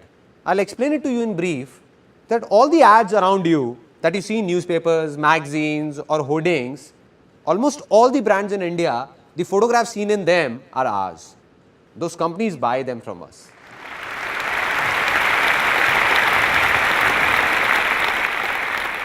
So today, in the given situation, if you ask me that what's success for me, then here is a simple answer to it in a few things, because success is not just limited to one thing, but many things in life, various aspects of life. So one of my aspects, that this company Images Bazaar was started to do something good for those models 6 years ago. In 2006, when this company started, I swore that from that very day, I'll not even take a single penny from any model, but will pay them instead. And till date, thousands of models have worked with us, and not even one of them can say that we have taken a single penny from him or her. Rather, we have paid them. This is success for me. This is success for me. And this is the reason our company has no investors and will never have one, because investors won't be able to understand all this. What will they say? They will say, you are crazy. Being such a famous production house of India, one of the biggest, doing so many shoots, and that too genuine. If you ask the models to pay you 50,000 rupees, they will not even ask why and put the amount on your table. But we will not take it. Not today, not ever, never. Secondly, what is success for me? I narrated an incident of that female whom I told to leave. The one who asked for 10,000 rupees, I gave her 8,000 rupees and then told her to leave. When I got stuck, that day I decided that from today onwards, if I hire anyone, then I'll never tell the person to leave. Never. They can go by themselves if they want to, but I'll never ask them to leave. 8 years, 10 years, 12 years, 14 years, everybody is still there. In our company, faces don't change. All are still there. So success for me is to share everything with my employees and do all that I can do and go beyond any limit to keep them happy. Any limit. This is success for me.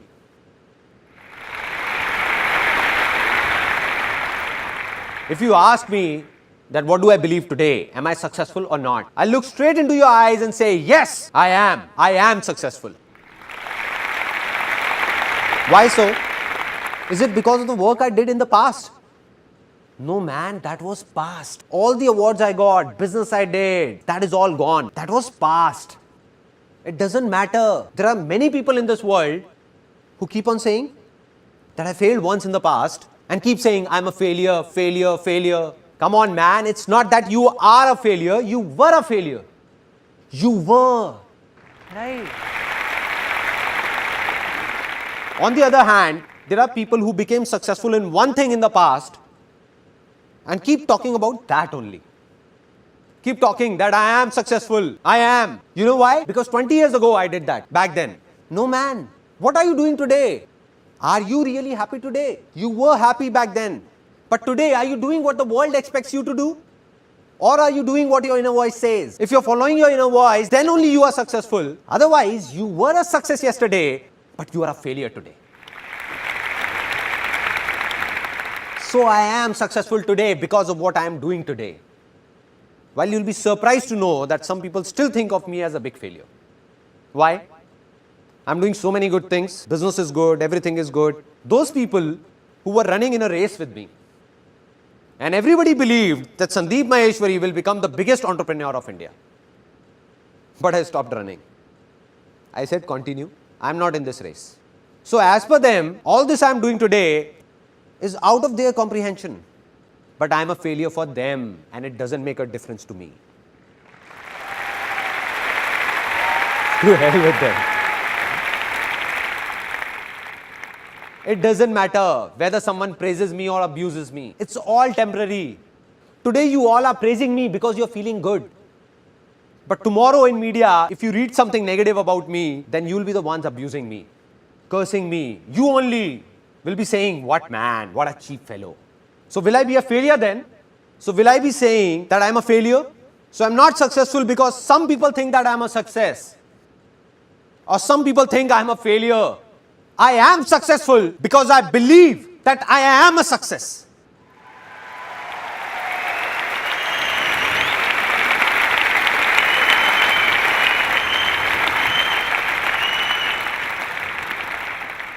Yesterday I met one of my friends and he was asking that from where do I get the inspiration of doing all this? From where? It all started when I was 12 or 13.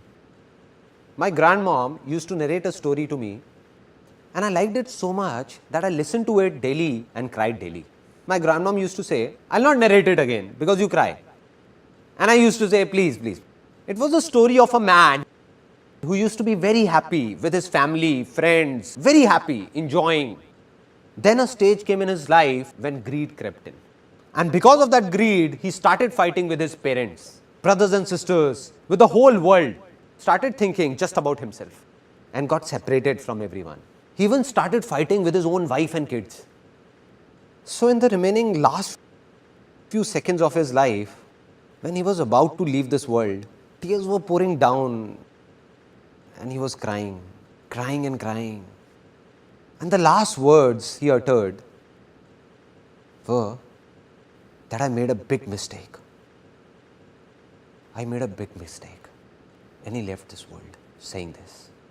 So when I used to listen to that story, something happened inside me. I don't know what it was, but I always used to think that when my last moments will come, what will I say? What will I say to my people? I didn't know it then, but today I know that during those last few seconds of my life, tears will be pouring down, but I'll be crying out of happiness. And while crying, I'll not say anything to anyone but smile. And say to myself that, wow man, what a life. Wow. Wow. Wow.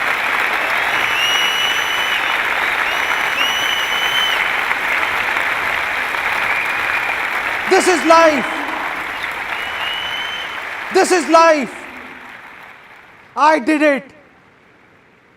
Saying this within me only, not saying anything to anyone, no regrets whatsoever. Now, the final moment of this seminar. I told you in the beginning of this seminar that I don't want anything from you and will never talk about my benefit. I lied to you. I'll ask for something. Won't let you go like this. I'm going to ask for something. So I'm going to ask for something from you from the bottom of my heart. If possible, give it or else don't. So I fold my hands and request you all that today all of you have a hunger to do something, to become someone that has brought you here. But a day will come in your life when you will have much more than you need. That day, if you find someone with a hunger, just be of a little help to that person. That's it.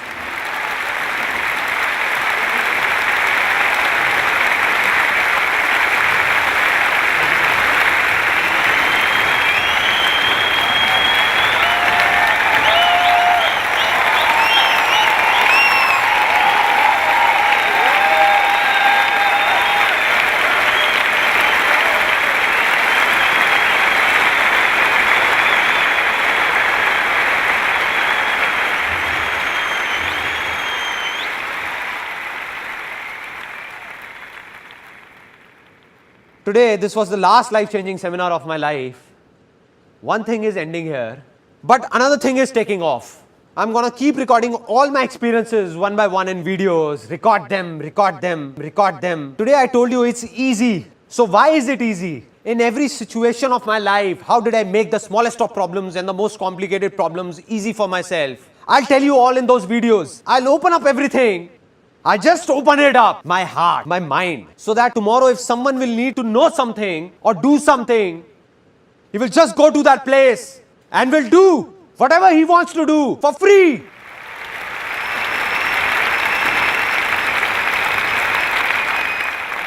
And I'll go from this world, but millions like me will come forward. Millions, millions out of you only.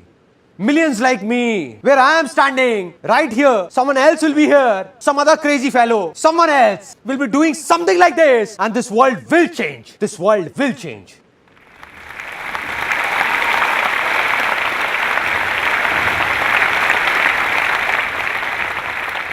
Today, I can say that my life's mission is fulfilled. And even if God comes and says, it's over, then I'll say, let's go, let's go, let's go. Anyway you say, I did what I wanted to do, did it. Till today, millions of people have attended my seminars. And if I continued further, another few million would have seen it. But now it's video recording, this video recording that's going on will be watched by billions in near future.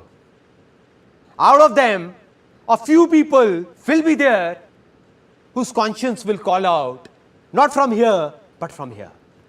That I have to share with those people who need me. And the day this happens,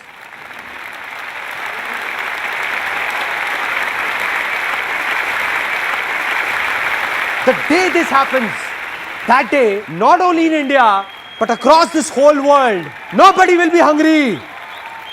Nobody will be hungry.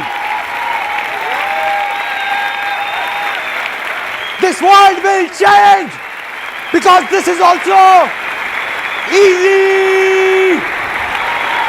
It's easy. It's easy. This world will change. Will change.